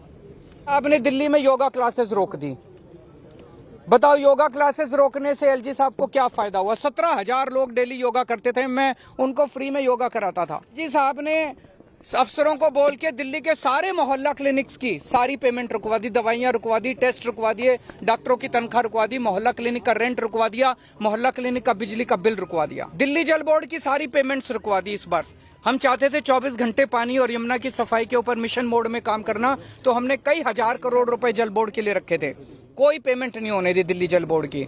एलजी साहब ने डीटीसी के बस मार्शल, जो हमने महिलाओं की सुरक्षा के लिए बस मार्शल लगाए हैं डीटीसी की बसों में, उनकी 3 महीने से पेमेंट नहीं होने दी। सुप्रीम कोर्ट की राय नहीं होती है। Supreme court, honourable supreme court जब कुछ ऑर्डर देते हैं तो वो देश में कानून बनता है, देश में वो कानून होता है, तो ये ठीक नहीं है। अगर दिल्ली के मुख्यमंत्री चाहते हैं कि उनके टीचर्स, सरकारी टीचर्स फिनलैंड जाएं ट्रेनिंग के लिए, तो एलजी साहब के पास में रोकने का कोई अधिकार नहीं है। विधानसभा में मौजूद है बीजेपी के ये तमाम विधायक हैं, अपने हाथों में ऑक्सीजन सिलेंडर लिए, चेहरे पर मास्क पहने हुए यहाँ पे तमाम विधायक पहुंचे हुए हैं। और विधायक जी सभी लोग पहुंचे हुए हैं हाथों में ऑक्सीजन सिलेंडर लिए, और साफ हवा में जीना मुश्किल हो रहा है, या पोल्यूशन है उस हवा में जीना मुश्किल हो रहा है, क्या संदेश देना चाह रहे हैं? ये दिल्ली दुनिया की सबसे पॉल्यूटेड कैपिटल है। केजरीवाल जी इस निमित्त कोई भी कदम नहीं उठा रहे, उनको एहसास दिलाने आए हैं कि दिल्ली के लोग सांस ले के जहरीली सांसों के कारण मर रहे हैं और उस पर उनका कोई ध्यान नहीं है, इसलिए उनको बतलाने आए हैं कि आप सबको एक एक सिलेंडर फ्री में बांटिए ताकि दिल्ली के लोगों का जान बचाया जा सके। ये क्या मांग आप लोगों की और है, कितने लीटर का सिलेंडर है ये ऑक्सीजन का? ये 3.5 लीटर का। 3.5 लीटर का। हाँ जी। आज लेकिन हम देख पा रहे हैं कि आसमान तो नीला है, लेकिन क्या आप इस पे राजनीतिक मांग कर रहे हैं? विधानसभा में भी क्या आप ये मांग उठाएंगे? बिल्कुल, हमने पहले भी मांग उठाया है कि केजरीवाल जी को जवाब देना चाहिए कि 8 सालों में दिल्ली शहर पॉल्यूटेड क्यों हो गई। चलिए यहाँ पे ये देखिए, विधायक जो है अब विधानसभा के भीतर जा रहे हैं और यहाँ पे कोशिश ये है तमाम विधायकों की कि दिल्ली विधानसभा के भीतर इस मुद्दे को उठाया जाए और प्रदूषण से संबंधित जो मांग है उस मांग को दोहराया जाए। Aam Aadmi Party government don't believe in democracy. We want to raise the issue of pollution. Today, unfortunately, pollution is Delhi has become one of the most polluted cities in the whole world today. And unfortunately, Aam Aadmi Party government led by Arvind Kejriwal has done nothing for pollution. What have you done for a long term? Where is the buses? Where is the public transport? Public transport has gone in Delhi haywire. I mean, it's on the verge of collapsing it. What population of 2 crores? We have only 3,000 odd buses of DTC in Delhi. How many buses you have purchased? The central government has provided you 300 electrical buses. Apart from that, what have you done? We want to raise this issue in the Vidhan Sabha, but unfortunately, as usual, Arvind Kejriwal government is creating a ruckus in the Vidhan Sabha, and they are not letting the debate and the discussion should happen in the House. This is the democracy what we're talking about. This is democracy which you're living in. मैं पंजाब में हूँ भारत जोड़ो यात्रा में। दिल्ली की हवाएं जहरीली है, पर पंजाब में मुझे पराली जलते हुए कहीं नहीं दिख रही। अब क्या कारण है केजरीवाल जी? पहले आप पंजाब को कहते थे, है ना, पराली और जो है हवाएं जहरीली पंजाब वजह है। पंजाब में पराली नहीं, लेकिन दिल्ली की हवाएं जहरीली है। 8 साल से आप सत्ता में। चलिए छोड़िए, भाजपा क्या कह रही है, आम आदमी पार्टी क्या कह रही है। दिल्ली के लोगों को सुन कौन रहा है? दिल्ली विधानसभा के बाहर एलजी और मुख्यमंत्री की लड़ाई सड़कों पर है, भाजपा और आम आदमी की, और लोगों की सुनवाई नहीं। विधानसभा का सत्र है, चुने हुए जनप्रतिनिधियों से उम्मीद की जाती है कि अपने लोगों की समस्याओं के चर्चा करके हल दें। मैं इसी विधानसभा की 5 साल विधायक रही हूँ। लोगों की उम्मीदें हैं, वो लोगों की उम्मीदें एक बार फिर निराश हो रहे हैं। जिस तरह का माहौल दिल्ली विधानसभा में देखने को फिर से मिल रहा है कि बाहर भी लड़िए, अंदर भी लड़िए, सिर्फ अपनी राजनीति क्योंकि जवाब ना देना पड़े, ना केंद्र सरकार ना दिल्ली सरकार को, सिर्फ लड़कर अपना समय बर्बाद करके टैक्स पेयर के पैसे का बर्बादी हो रही है और दिल्ली पिस रही है। All right, cutting across to Ram Kinkar, our correspondent on the phone line. Ram, what's the point? You have all the netas on the streets protesting on various other reasons, except for actually ensuring that governance takes place. The governance itself is moved to the back burner. You have all allegations, counter allegations out on the streets in the form of protests. Rightly said, Nabila, this is not the first time when we can see this kind of political contention between Aam Aadmi Party and BJP. But nowadays, if we can see that LG is in a center stage of politics in Delhi's politics, especially the Aam Aadmi Party, which is referring in every issues as far as Mohalla clinics salary is concerned and this Finland teacher training program is concerned. But the party is clearly saying that LG has no any right to interfere the elected government decisions. And here, every MLA, especially the Somnath Bharati, carrying one document with him, and he is clearly showing that the order of the Supreme Court, in which it is clearly stated that no LG should not interfere in elected government decisions. So he is referring him as a obstructionist of the Delhi's education model. And a number of platforms, Delhi government has clearly claimed that and clearly said that this government model, especially the education model of Delhi, is referring in foreign countries also. So why the LG is stopping us to do so? And that is why they are here and they will protest here. And right now, if I can see here that all the area is barricaded, security has been tightened and the police personnel are here. And there are some representation came outside from the LG office and some of from this government are inside the LG office to talk with the LG. And after that, they will take the decision to continue their protest or to sit here on the dharna. But yes, it is rightly said that the contention or the political slugfest between both parties are intensifying in these days. And we clearly see that by the evening there is a roadshow of Prime Minister Narendra Modi, and in the late afternoon we can see the march of Aam Aadmi Party. So there, if you are in the traveling in the central Delhi or the New Delhi area, so be careful and avoid all these routes. Sure. Thank you very much, Ram, for reminding us on that. All right. On this note, we're going to slip into a short break. We're going to come back with news and updates on the other side. Do stay with us for now.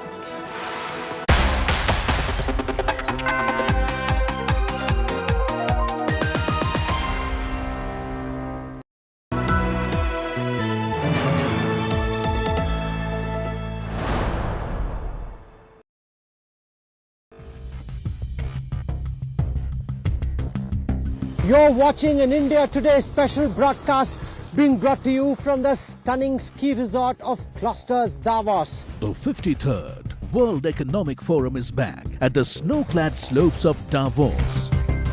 The smartest minds gather to debate the world's biggest challenges: energy crisis, industry headwinds, geopolitical risks, social vulnerabilities. India Today and Business Today are at ground zero to bring you all the action. Catch top corporate tycoons, politicians and intellectuals as they discuss cooperation in a fragmented world. Watch the Davos brainstorm only on India Today and Business Today TV.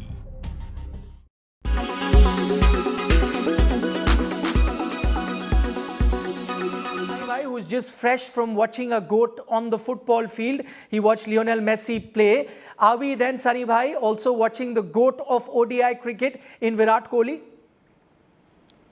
Firstly, I think the goat in football sadly left us just maybe a couple of weeks back, and that is Pele. I mean, that argument over there ends over there as to who's the GOAT, because, that football was also played earlier on, not just in the last 15, 20 years. And similarly with cricket, I think cricket has been played for a long, long time. But basically, to see the kind of form that Kohli has come back in is absolutely fantastic for Indian cricket, because he's been the linchpin of Indian batting for such a long time. And now that he's striking the ball well, now that he's back to the hunger of scoring the big hundreds, that can only augur well for the matches ahead. India has a very, very important series against Australia. Yes, before that, there are 3 one-days and 3 T20s against New Zealand.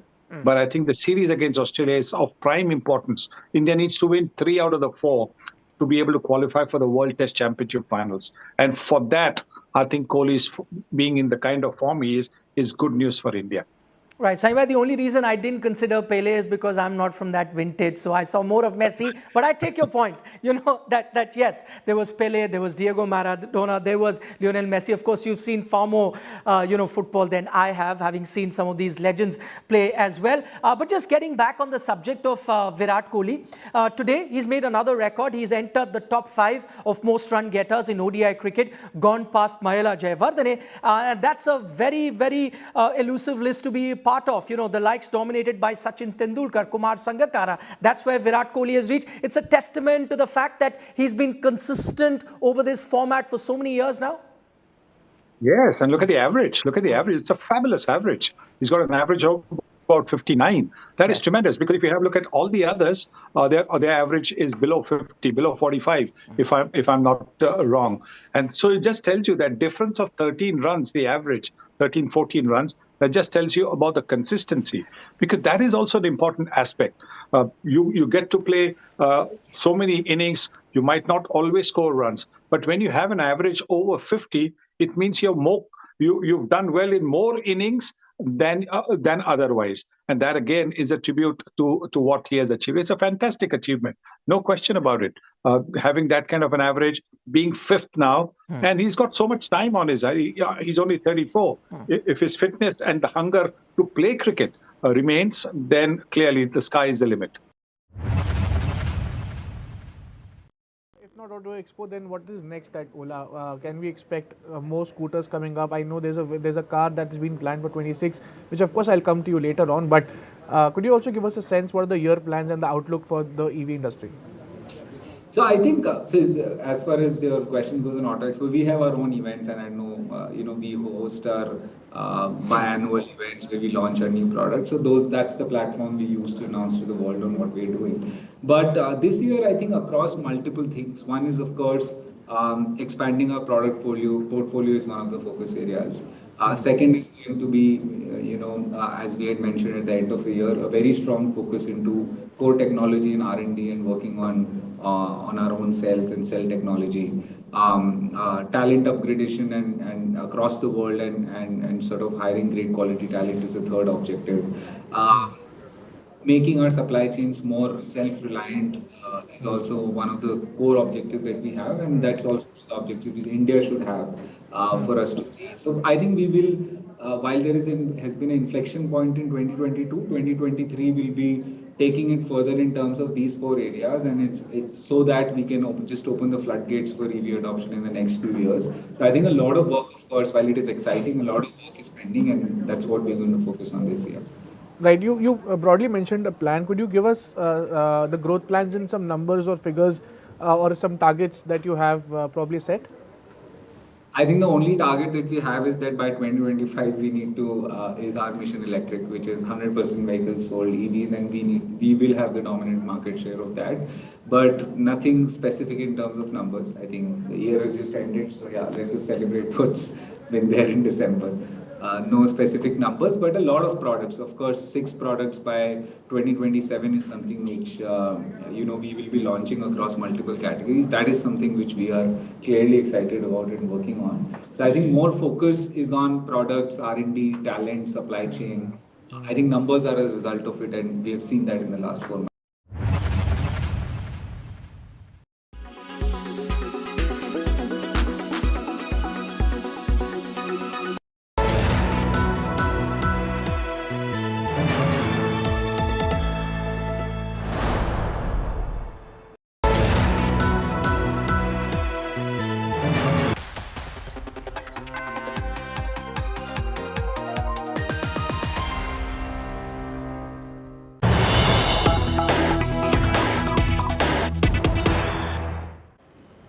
All right, here's some big breaking news coming in. Rajouri butchers have been caught on camera. They've killed 7 innocents, had dinner with the locals. In fact, gruesome attack where 4 adults, 3 toddlers in Rajouri were killed on Jan 1st and 2nd. This late night terror that took place shows the terrorists having dinner at a far-flung village from where the terror attack took place. Terrorists in uniforms are caught on camera. You see close. The security forces have been carrying out extensive search operations in both Rajouri district as well as Poonch district since the Jan 1st dastardly terror attack. Late last night, security forces managed to find the location in far-flung forest belt of Kalakote, the subdivision in Rajouri of Jammu and Kashmir. In fact, terrorists reportedly had food at a house of a local on a hilltop. Now, cordon and search operation has begun.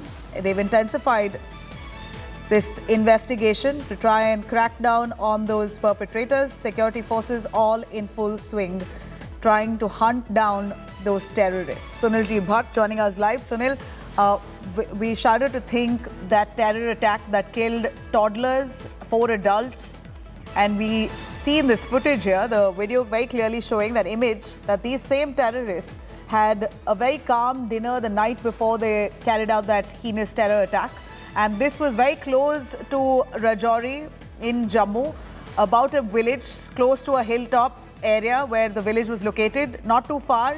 But they were having dinner with locals, after which they decided to carry out the terror attack, which killed 4 adults, 3 toddlers.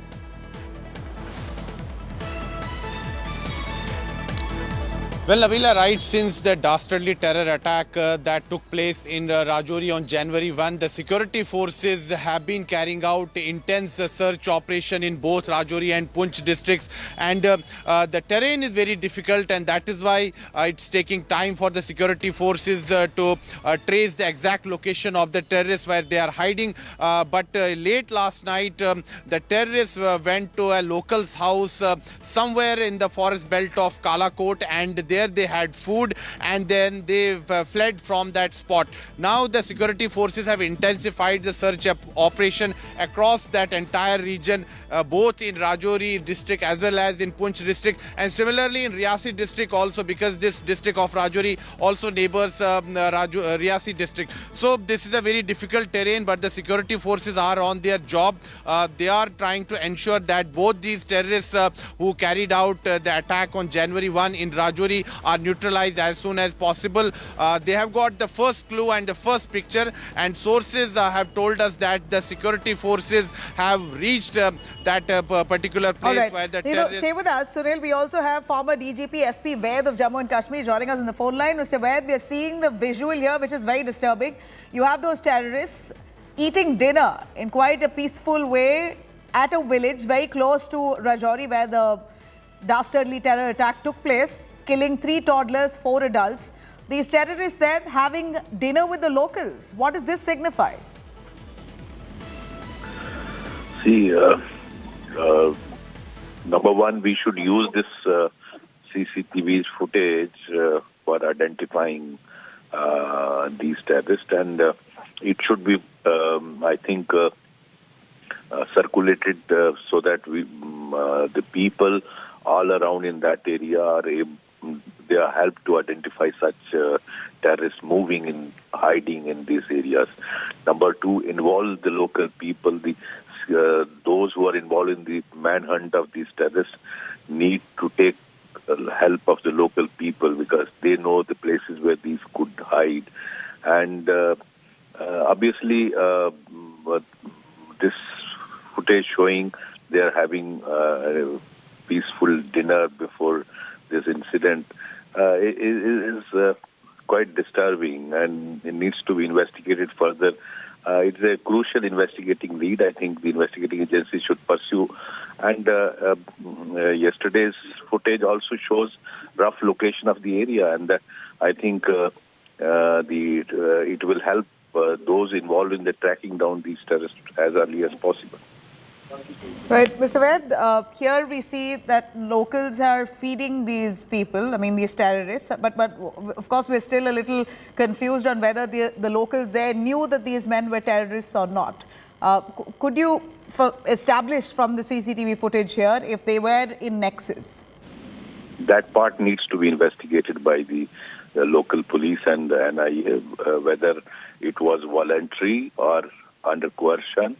That needs to be looked into, and I think this also gives a rough area of their hiding. I think the forces should pursue these leads and work on it so that these are tracked as early as possible. For joining us, SP Vaid. Now, we're going to cut across to some more news coming in on the political front. In Rajasthan, perennial infighting in the state within the Congress unit of Rajasthan has resurfaced yet again, while Rajasthan Chief Minister Ashok Gehlot is now organizing a Chintan Shivir in Jaipur. Congress leader Sachin Pilot is now planning to carry out his own yatra in the Jat Gujar heartlands of the pole-bound state of Rajasthan. Let's have a look.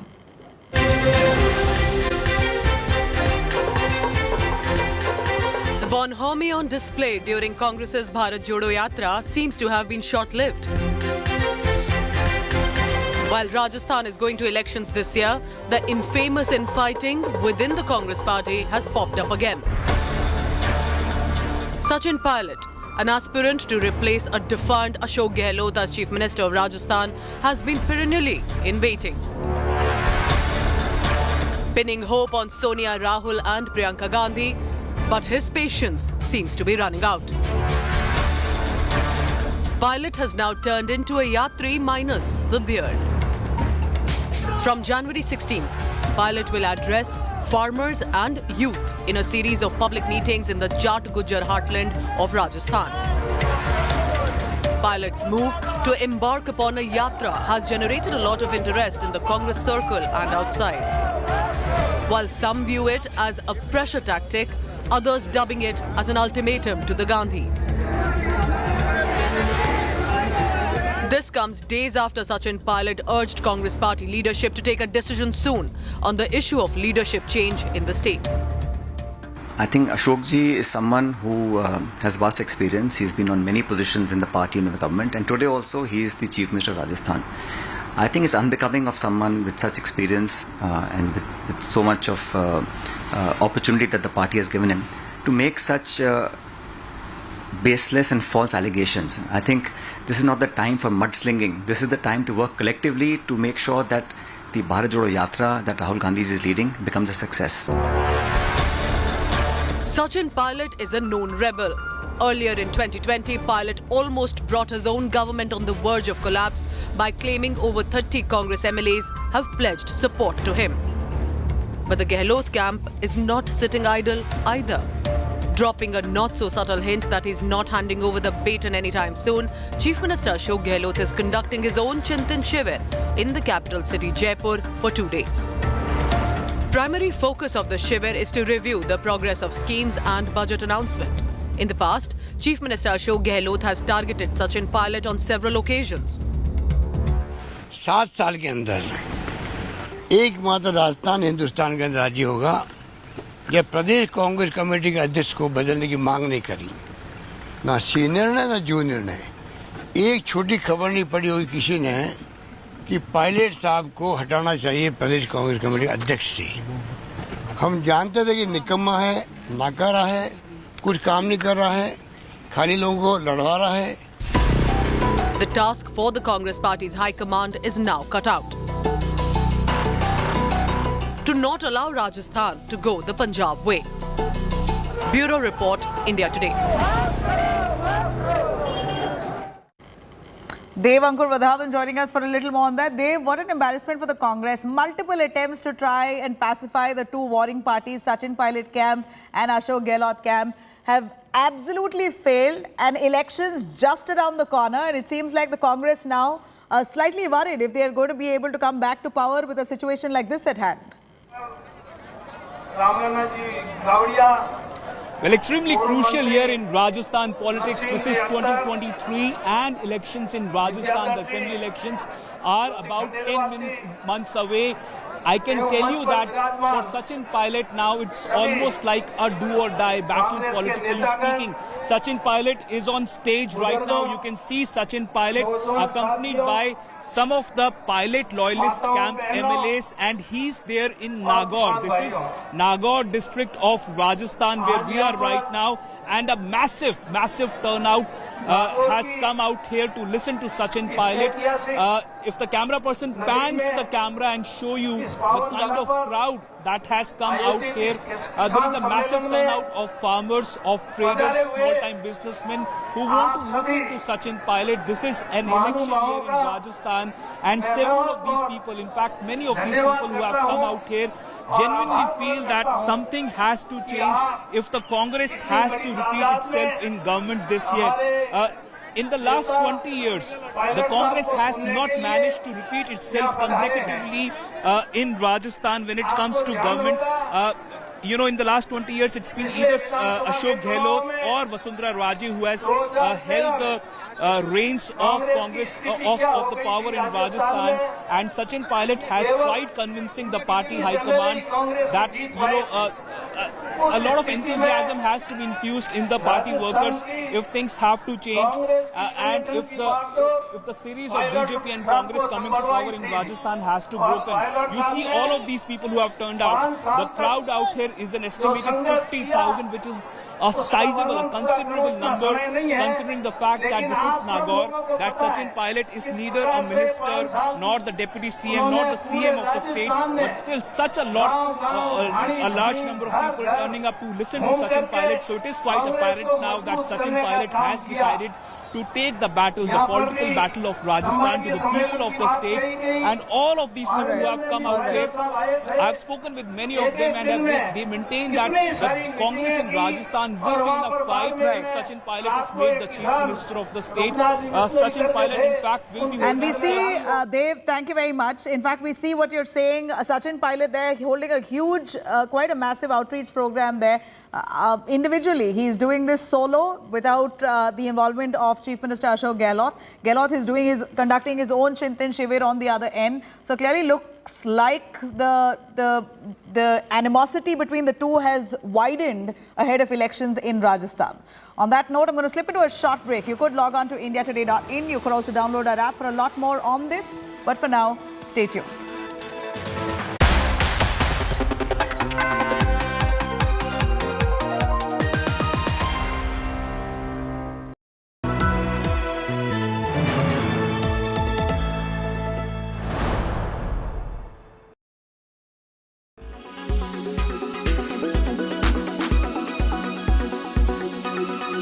Experience in writing the book must be very extensive because it was an extensive process. What was your experience while you were writing and researching about this book? Right.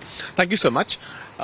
We started our vaccination on 16th of January 2021, so we are now nearing 2 years of that process. This book essentially covers the vaccine journey of India.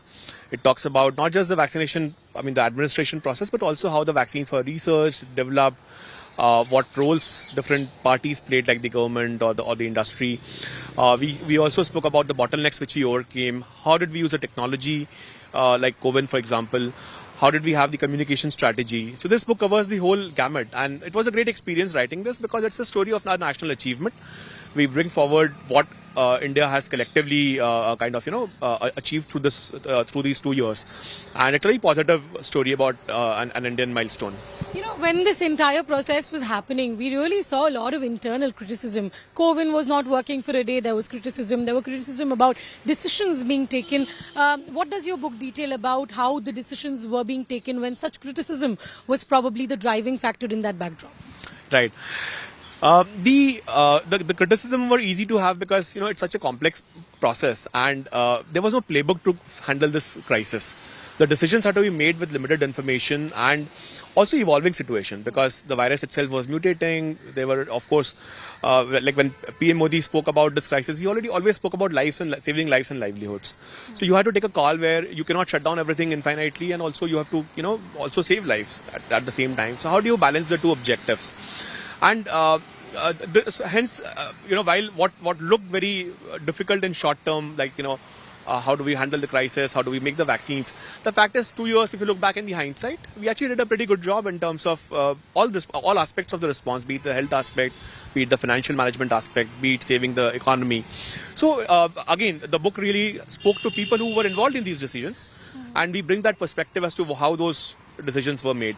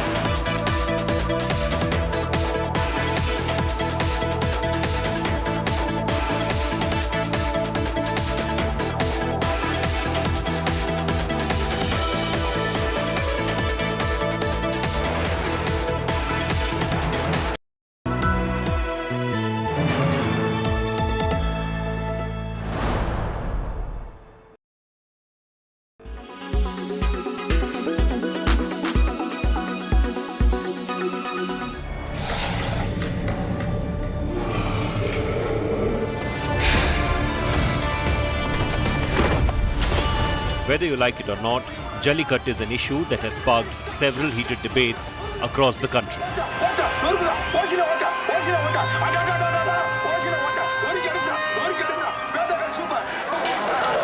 Be it Murattukalai or Veerumandi,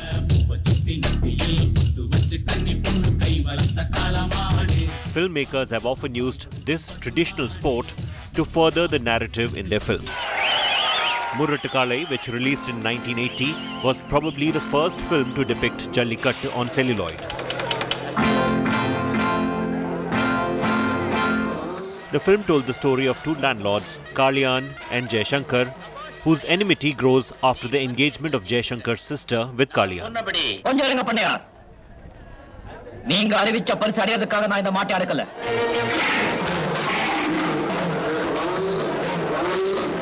The Jallikattu scene, where Rajnikant manages to tame the bull, in some ways paved the way for Rajni to become the invincible superstar that he is today.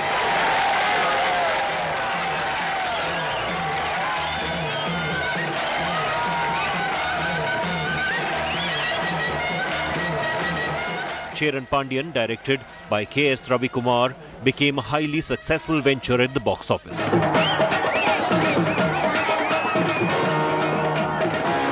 The film had its lead actor Sharat Kumar participating in Jallikattu, which was also well received by the Tamil audience.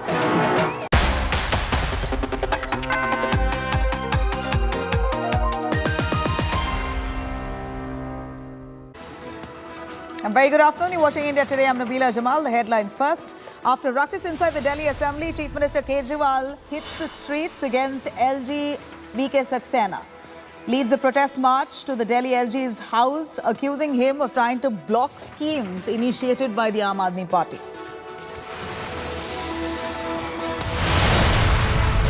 Prime Minister Modi lauds Agniveers in his interaction with the first batch of Jawans, hails the scheme as a game changer.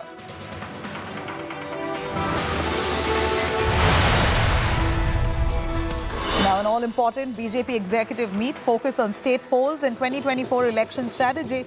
Prime Minister Modi to lead a BJP brainstorming, followed by mega roadshow. Rajouri terrorists caught on camera, men who killed 7 innocents, seen having dinner at a local's home in that area.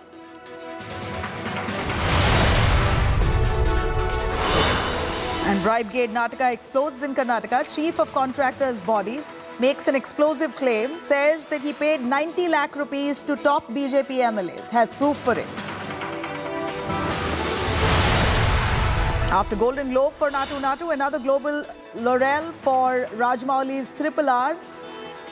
RRR wins the Best Foreign Language Film at the Critics' Choice Awards in Los Angeles. As economic crisis deepens in Pakistan, Prime Minister Shehbaz Sharif says it's embarrassing now to ask for more money as loan from countries. दिल के अंदर तो आप समझते होंगे ये पैसे मांगने आ गए हैं, तो मैंने कहा कि ये पाकिस्तान एक मिसाल इसकी ये है कि एक हाथ में हमारे एक न्यूक्लियर ताकत है और दूसरे हाथ में कशकोल. ये आग और पानी का ये कब तक ये मिलाप हो नहीं सकता, कब तक चलेगा?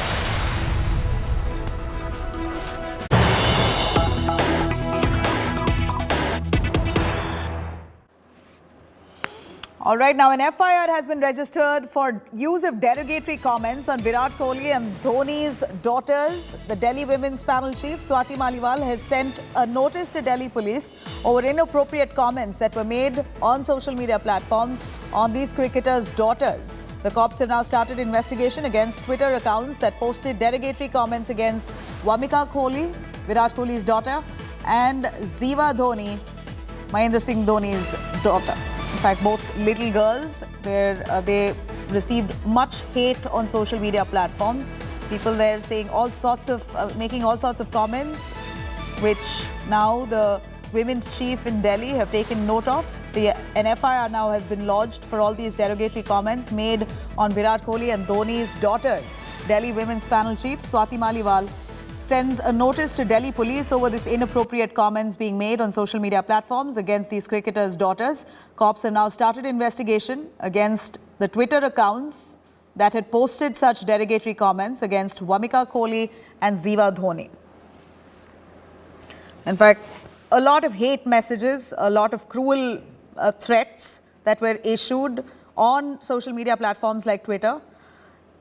And this, of course, was taken up formally by the women's panel. Both the star cricketers have lovely little daughters, very young, in fact, toddlers. Vamika Kohli and Ziva Dhoni. Both the young girls are victims of hate on social media platforms. In fact, they've been targeted by people on Twitter for no good reason. And comments coming in, all sorts of comments, hate, threats. And at this point, the Delhi Women's Panel Chief, Swati Maliwal, has now taken cognizance, issued a notice to the Delhi police asking for strict action and an investigation into those very said Twitter accounts that had made such derogatory comments against Vamika Kohli and Ziva Dhoni. Here you have two young girls who unfortunately are victims to all sorts of hate that's spewed on social media platforms for whatever reason that people want to target Virat Kohli or Mahendra Singh Dhoni, are choosing to lash out at their little girls. In fact, Virat Kohli's daughter, very young, Ziva, as we see that Vamika Kohli, who is Virat Kohli's daughter, Virat and Anushka's daughter, very young, at this point, barely a toddler, and she's already receiving all sorts of hate messages on social media platforms. And even Mahendra Singh Dhoni's daughter, Ziva Dhoni, again, a very young girl who's, at this point has no relation to what their parents do, clearly are the victims of all kinds of hate by people who want to show themselves as anonymous, do not even have the courage to name themselves, but through anonymous accounts come out with much hate threats issued against these little daughters on social media platforms. In full public glare, you have people commenting all sorts of things, which now a strict notice has been sent by the Women's Commission, Swati Maliwal, to the Delhi police for investigation into these Twitter accounts. Who are these Twitter accounts making such comments, derogatory comments? They need to be dealt with immediately. Shreya Chatterjee joining us on the phone line for more. Shreya, what kind of comments were really made against Virat Kohli and Mahendra Singh Dhoni's daughter? Would you be able to give us a sense on how serious this matter is, that you had the Delhi Women's Commission, the Swati Maliwal herself, the chief, sending out a notice to the Delhi police to investigate and initiate and launch an investigation into those said Twitter accounts? Well, Nabila, first and foremost, the kind of these statements were sent out by some accounts, which were troll accounts primarily, were derogatory and threats directly that were given to both the daughters of Dhoni and Virat Kohli. What we're right now learning, obviously, the Swati Maliwal has sent a notice to the Delhi police to look into the matter. Remember, these comments earlier when it happened had received lots of flack also. But right now, with Swati Maliwal writing this, it would be important to know that Delhi police initiates any action. But primarily, the comments that we're talking about were ideally threats directly to the children of both Dhoni and Virat Kohli, is what we are aware of. All right. Thank you very much for joining us on that.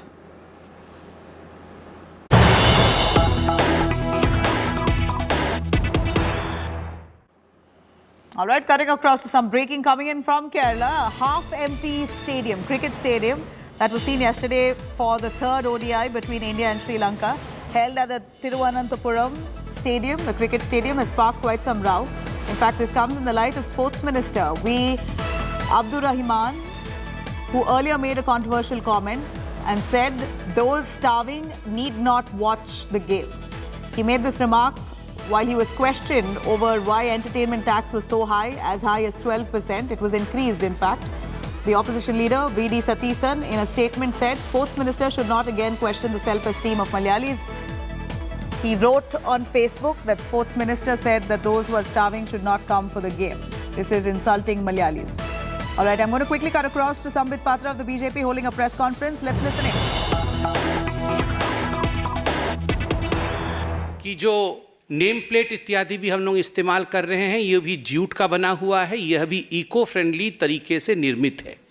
ठीक उसी प्रकार जो भोजन इत्यादि भी इस बैठक में सर्व किया गया है, अंतर्राष्ट्रीय मिलेट वर्ष को ध्यान में रखते हुए मिलेट से बने हुए आइटम्स यहाँ सर्व किए गए हैं, क्योंकि भारतीय जनता पार्टी मानती है कि जो हम कहते हैं वो हमें कार्यान्वित भी करनी है, वह हमने कार्यान्वित भी किया है। यह एक स्टेटमेंट था। इतना कह के मैं आप सभी का अभिनंदन करूंगा और आपको स्वागत करूंगा। राष्ट्रीय कार्य समिति को कवर करने के लिए आप सभी जरूर आएं। बहुत बहुत धन्यवाद।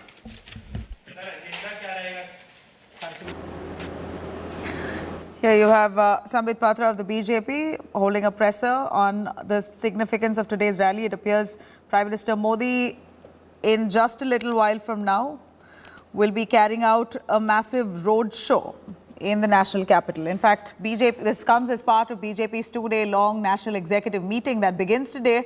BJP National President JP Nadda all to be part of it. Now, with election season looming there, BJP is getting into battle mode. The party is holding a two-day national executive meeting in the capital. Meeting is being headed by BJP chief JP Nadda at the party's headquarters. The main aim here of this meeting here is to set the agenda for the upcoming 2023 assembly elections and the 2024 Lok Sabha elections. The four main resolutions that the BJP will be trying to pass here in the meeting are economic, political, Garib Kalyan and India's G20 presidency. There is a possibility of agreeing to extend the tenure of JP Nadda as president in the BJP's national executive meeting in Delhi as his term ends on Jan 20th. Meanwhile, Prime Minister Modi is all set to hold a mega roadshow on the first day of the national executive meet. Delhi streets are now painted in saffron hues. Song, dance, cultural fervour, all witnessed ahead of Prime Minister Modi's mega outreach or his march. Prime Minister's roadshow here is expected to begin at 3 p.m. from Patel Chowk to Jai Singh Road.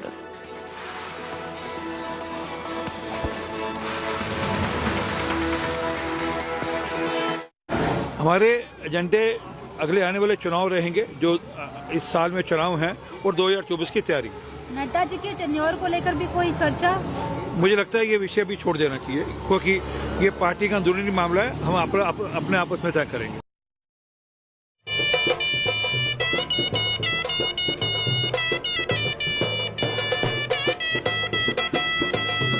Happening now for BJP Prime Minister Modi's mega roadshow. This comes as part of BJP's two-day national executive meeting.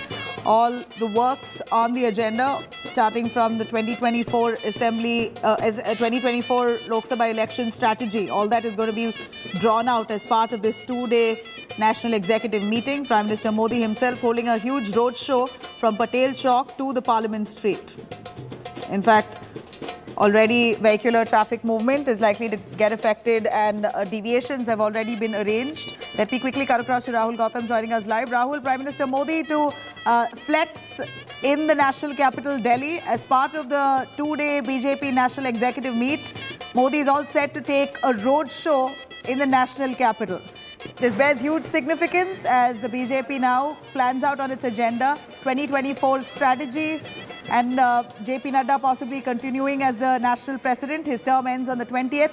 And now we just heard that mayoral elections will be on the 24th of Jan. So this roadshow there will be all-encompassing to try and ensure maximum gains for the Bharatiya Janata Party. Absolutely, this is an attempt on the part of top BJP brass to galvanize their ground workers. I'll just show you some of the glimpse of this route which will be taken by Prime Minister Narendra Modi for his roadshow. You can see a massive gathering of BJP supporters here. Elaborate security arrangements have already been made here given the fact that Prime Minister would be walking on this stretch. This is a road that actually connects Patel Chowk all the way to the NTMC Center where around 4 p.m. a national executives meeting of BJP will take place. Now, given the fact that there are many people who are coming in here and obviously they are here to get a glimpse of Prime Minister Narendra Modi, the BJP, the idea behind this roadshow is to galvanize, their grassroots workers and also a show of strength. Because obviously when Prime Minister would be walking on this stretch, expect that, thousands of BJP supporters at the same time, senior BJP leadership would also be here. I'll just show you what is really happening here. You can see Kashi Vishwanath corridor. All the major achievements have been displayed here. Be it Kashi Vishwanath corridor, which is very close to heart of Prime Minister. At the same time, rations. We all know that how, almost 80 crore people have got benefited from the free rations that the Modi government has been giving for past 2 years now. And all the other major achievements have been displayed in here to ensure that this gives you a fair idea as to how Modi government has been, on a mission mode, to serve the people. And therefore, you can expect that, that this roadshow is actually going to serve a message, for the people that Prime Minister Narendra Modi is the face of the BJP, and BJP is, or the juggernaut of Modi Shah is far from being over. It is still still the biggest force that BJP has at this point of time. All right. So tell us more on the decision to pull off a roadshow. This, we believe, was planned much in advance, and this was done to strategically, like you rightly said, galvanize support in the national capital, which where the BJP barely has much significance. If you really look at it, Rahul, BJP's cadre in the national capital, Delhi, is quite weak. At a time like this, Modi pulling off a roadshow across the streets, the length and breadth of Delhi, is really, at this point, possibly going to give them some gains ahead of 2024. And this is certainly not going to be the first or the last. There are several roadshows that we expect from the BJP, knowing their nature when it comes to elections. And yeah, go on. The kind of strength that they want to show here in a capital city where they barely have significance. Rahul. Well, BJP is brimming with new confidence following this landslide victory that they had achieved in Gujarat. And therefore, yesterday when we asked a senior BJP leader about the motive of this, roadshow, he said that every BJP worker wants to, welcome Prime Minister Narendra Modi in the capital, and they want to, really thank him for giving this landslide victory in Gujarat. Because remember, Prime Minister was the face of the campaign at that point of time. This is the second roadshow that Prime Minister Narendra Modi would be leading. Earlier also, he held a roadshow in Gujarat, that too for 5 years. And at that point of time also, he met thousands of BJP supporters who came out from their houses to have glimpse of Prime Minister Narendra Modi. The idea behind of this roadshow is to galvanize, a ground support. At the same time, send out a strong message that Prime Minister Narendra Modi is the face of the BJP, and he has been the vote magnet of, for the Saffron Party. Also, as I was telling you earlier, also the BJP workers also wants to thank Prime Minister Narendra Modi for this landslide victory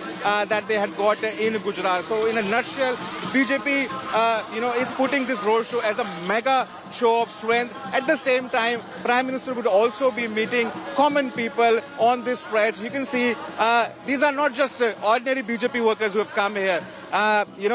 These are the citizens of this country who have come out on the street to greet their Prime Minister. And obviously, this is the main idea behind this exercise, to reach out to the people. It's a part of a massive... वो हर तीसरे चौथे दिन कहीं ना कहीं सड़क पे दिखते होंगे. अभी 3-4 दिन पहले कलकत्ता में दिख रहे थे और लोग उनको देखने के लिए सड़कों पे खड़े होते हैं.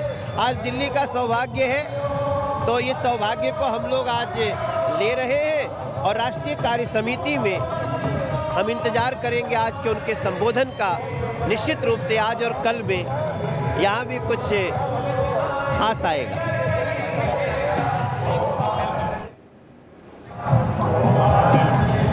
All right, there you have BJP's extensive preparations to ensure a successful roadshow of Prime Minister Modi that will begin at 3 p.m. Roughly, that's the time where the roadshow will begin. It will move all the way towards parts of Delhi, and the traffic direction or diversion that's been announced already. In fact, Delhi police and the traffic police specifically asking people not to take the Golda Khana, Gurudwara Rakabganj, Windsor Rail Bhavan, Outer CC Sansad Marg Junction, Raisina Road, Jantar Mantar Road, Janpath Tolse.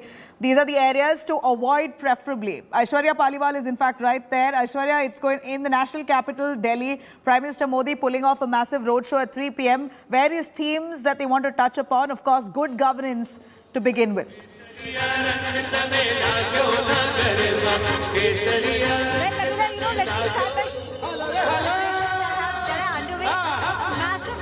Prime Minister has, that he will undertake in about 40 minutes from now. The song that you hear, Nabila, behind me is in fact a Gujarati song which is being played.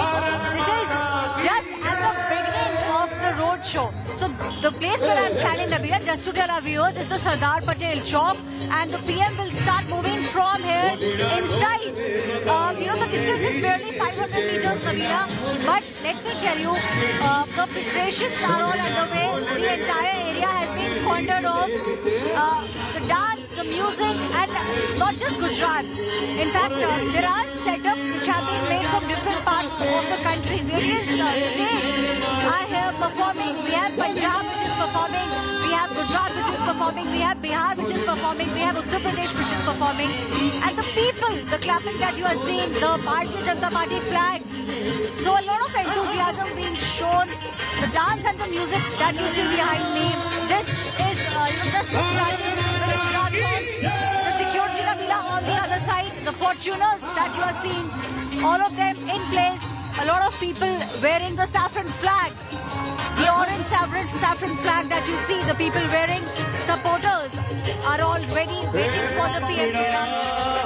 The road show is not a lot. The distance is not that much. It's barely 500 meters. But the pomp and show of the Bharatiya Janata Party is on full display here in the national capital, Nabila.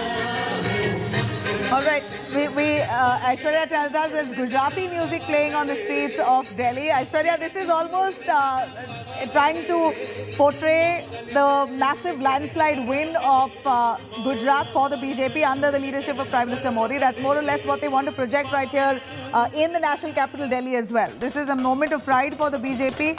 Their win in Gujarat is what they want to reflect here as part of this roadshow. What else can explain Gujarati music buzzing in the streets of Delhi? Well, definitely, which is why we are saying this is where the roadshow will actually start. And in the starting, you have Gujarati music playing behind you. So definitely, it is a message which the Bharatiya Janata Party is trying to show. The message clearly is the kind of the victory that they had, the massive landslide. And also in this meeting, from now will be the roadmap for the big 2024 elections. Not just that, we have 10 state elections that will take place this year. That is also something that the Bharatiya Janata Party is working upon. This is a two-day meet, so all the things will be ironed out. There will be a path which will be laid. And the pomp and show is definitely something that the Bharatiya Janata Party has now mastered, which is why we are seeing the dance and pomp show. And let me tell you, huge cutouts of Prime Minister Narendra Modi. JP Nadda cutout on the other side of the road. And Prime Minister Narendra Modi's cutouts, I'll show you, there are almost 100 cutouts of Prime Minister Narendra Modi, all of them depicting the different things that he's done over the past few years. This entire chalk has been filled with huge cutouts of Prime Minister Narendra Modi. The security arrangements that I'm showing you, this is the starting point, and on the starting point, this triangular, structure has actually been filled with Prime Minister Narendra Modi's huge cutouts. This is the starting point of the road show. Also, a signal to the opposition parties to tell them that the BJP is very serious about all the elections that will take place this year, and also this will lay the groundwork for the big 2024 elections. Tamila. All right, so this is the massive preparation that begins right before Prime Minister Modi hits the streets, and multiple themes that they want to touch upon, and that includes, to begin with, good governance. Also, at this point, the BJP holding its national executive meet that will make some really important decisions on also whether JP Nadda will continue as the BJP national president. His tenure ends in about a few days, 20th of Jan. It's likely that his tenure will be extended in light of the 2024 elections coming up.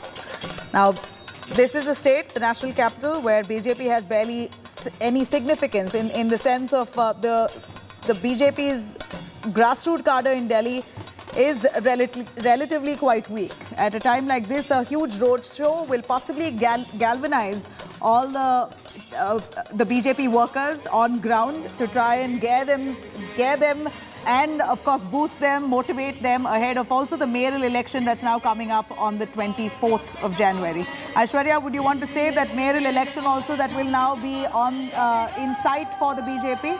As the Delhi LG has cleared the dates, mayoral polls will begin or will take place on the 24th of Jan. That will also be hugely significant as part of this rally. Well, definitely be significant, Ravila. And fact that the BJP is not letting go of the MCD tells you the kind of animal spirit that the party has. It was the Aam Aadmi Party. It is in fact the Aam Aadmi Party which has won the MCD elections, but the BJP is not letting it go, which is why we are seeing a ruckus which is taking place. And we are also seeing how the Aam Aadmi Party, the Deputy Chief Minister Manish Sisodia, all the top leaders have time and again been targeting the LG.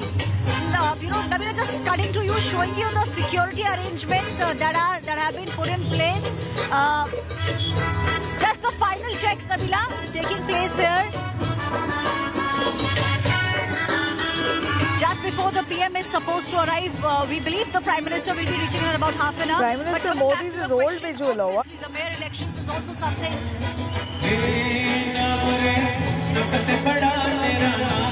Prime Minister Modi, obviously, all the big leaders will also be speaking about the mayor elections which will be taking place on the 24th of January. That also, Nabila, will be something that will be on the cards once the meeting begins. At the moment, Nabila, let me tell you what's happening at the Sardar Patel Chowk. The security arrangements, the final security arrangements are now being expecting Prime Minister Modi to arrive in almost about half an hour. We're trying to get some clarity, but for our viewers, just not to confuse our viewers there, Prime Minister Modi, those are file shots, that's not live.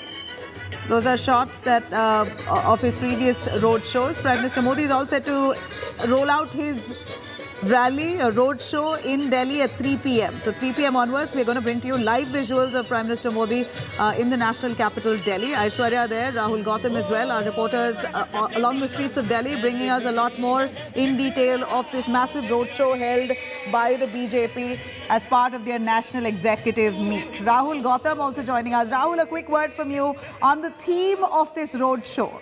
Prime Minister Modi, almost a year ahead of 2024 Lok Sabha elections, pulls off this roadshow in a state, the national capital, where they barely have enough, grassroots cadre. Their team or their Delhi base is certainly weak in compared to the other parties. So Prime Minister Modi pulling this rally off will surely help galvanize all the grassroots people coming together and maybe embolden them ahead of the 2024 election.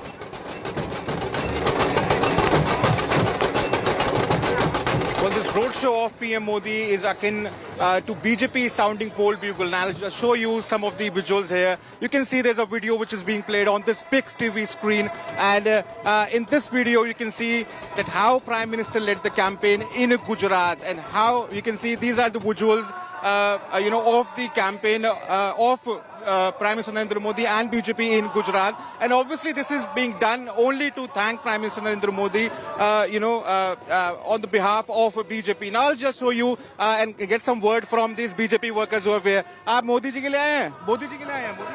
हाँ जी हाँ, मोदी जी का धन्यवाद करने के लिए आए हैं, अभिनंदन करने के लिए आए हैं मोदी जी का। हम लोग लक्ष्मी नगर मंडल के कार्यकर्ता हैं। Obviously, as I was telling you earlier also, this roadshow is being held to demonstrate the major achievements of Prime Minister Narendra Modi. I'll just show you some of the more visuals here. You can see Ram Mandir Shilanyas. We all know that how a temple plank has always been part of BJP's manifesto. Then there is restoration of Kedarnath temple. So all the achievements, all the work that have been taken place, that have been done in past 8 years, have been showcased in here. And obviously, as I was telling you earlier also, this is an attempt on the part of BJP to turn this roadshow into a mega show of strength. At the same time, charge up their cadre ahead of 9 assembly polls that are going to take place this year. At the same time, 2024 Lok Sabha polls. All right. The BJP... All right, Rahul, Aishwarya, thank you very much. We're going to stay on this story. Extensive visuals coming in of preparations. Prime Minister Modi's rally begins, though, at 3 p.m. sharp. India Today on top of this story. For now, a short break. Stay with us.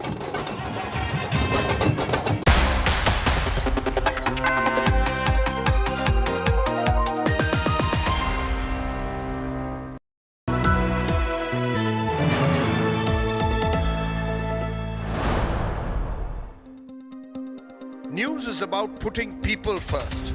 Just look at the queues right across. About asking the right questions to those in power. It takes no sides. माँ का दर्द एक दर्द कोई नहीं समझ सकता उस दर्द को.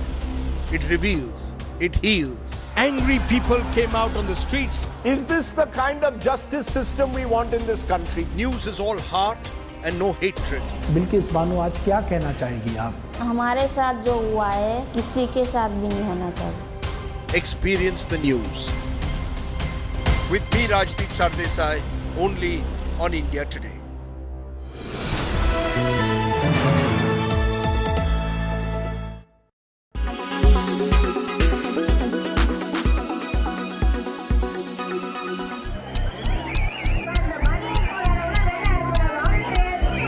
Jallikattu combines two P's of Dravidian culture, pride and politics, and that rules Tamil Nadu and its people.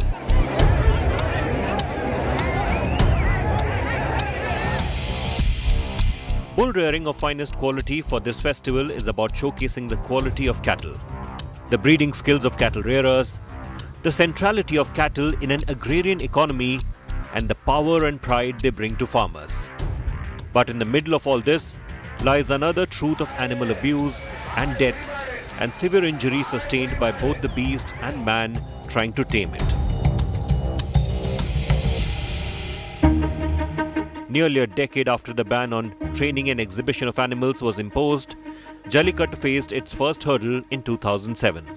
The Animal Welfare Board of India and the animal rights group PETA moved petitions in the Supreme Court against Jallikattu as well as bullock cart race. The Tamil Nadu government, with M. Karunanidhi as its chief minister, worked its way out of the ban by passing a law in 2009. 2 years later, in 2011, when the UPA government added bulls to the list of animals from being banned for training and exhibition, the Animal Welfare Board of India and PETA filed a petition in the Supreme Court. They contested the regulations were not being followed and that bulls were being subjected to cruelty as defined under the Prevention of Cruelty to Animals Act 1960. In May 2014, the Supreme Court banned the bull taming sport, ruling on a petition that cited the 2011 notification. As a result, Jallikattu did not take place in subsequent years. 2 years later, in January 2016, however, the Union Environment Ministry revoked the ban by issuing a notification. Tamil Nadu Assembly elections were approaching and the move was criticized as people appeasing vote bank politics. The Animal Welfare Board of India and PETA challenged the notification.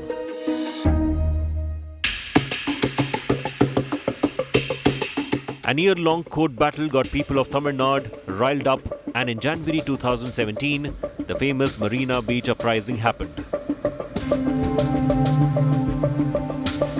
Several hundreds of protesters conducted peaceful rally at Tamil Nadu's capital city Chennai, opposing the ban on Jallikattu.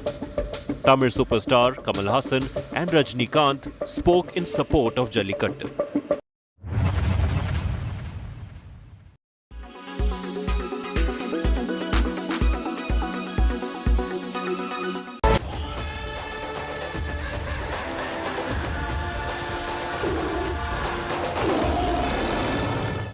Another week, another big win. Hello and welcome to our special broadcast. I'm Dipali Patel, and from the grin on my face, I'm sure you all know what I'm talking about. RRR. The team has given one more reason to celebrate, one more reason to feel proud as an Indian. After the historic victory at the Golden Globes on January 11th, the team has now backed not one but two prestigious gongs at the Critics' Choice Awards 2023. Yes, beating the likes of Rihanna and Lady Gaga once again, Natu Natu has emerged as a winner in the Best Song category, while S.S. Rajamouli's magnum opus has won the Best Foreign Language Film. RRR has also found its admirer in James Cameron and his wife. Here are all the highlights.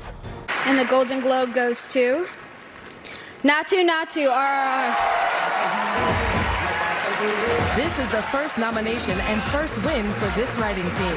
They win their Golden... Celebratory mode continues for India as after the historical victory at the Golden Globes 2023 for foot-tapping number Natu Natu, Team RRR took over the West by bringing not one but two glories home. RRR!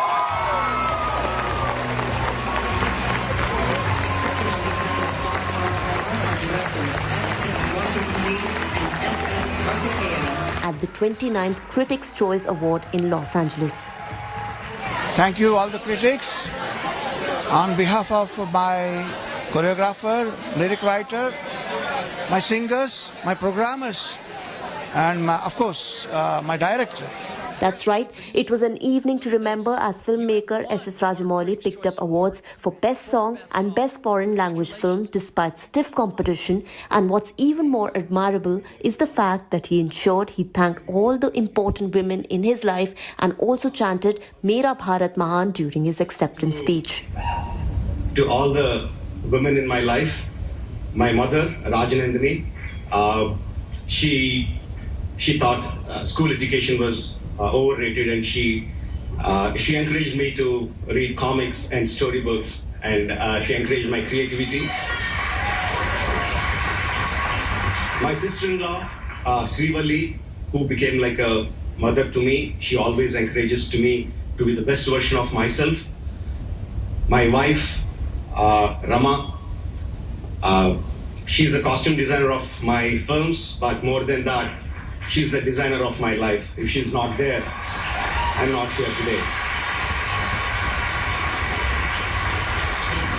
To my daughters, they don't do anything, just their smile is enough to light my life up.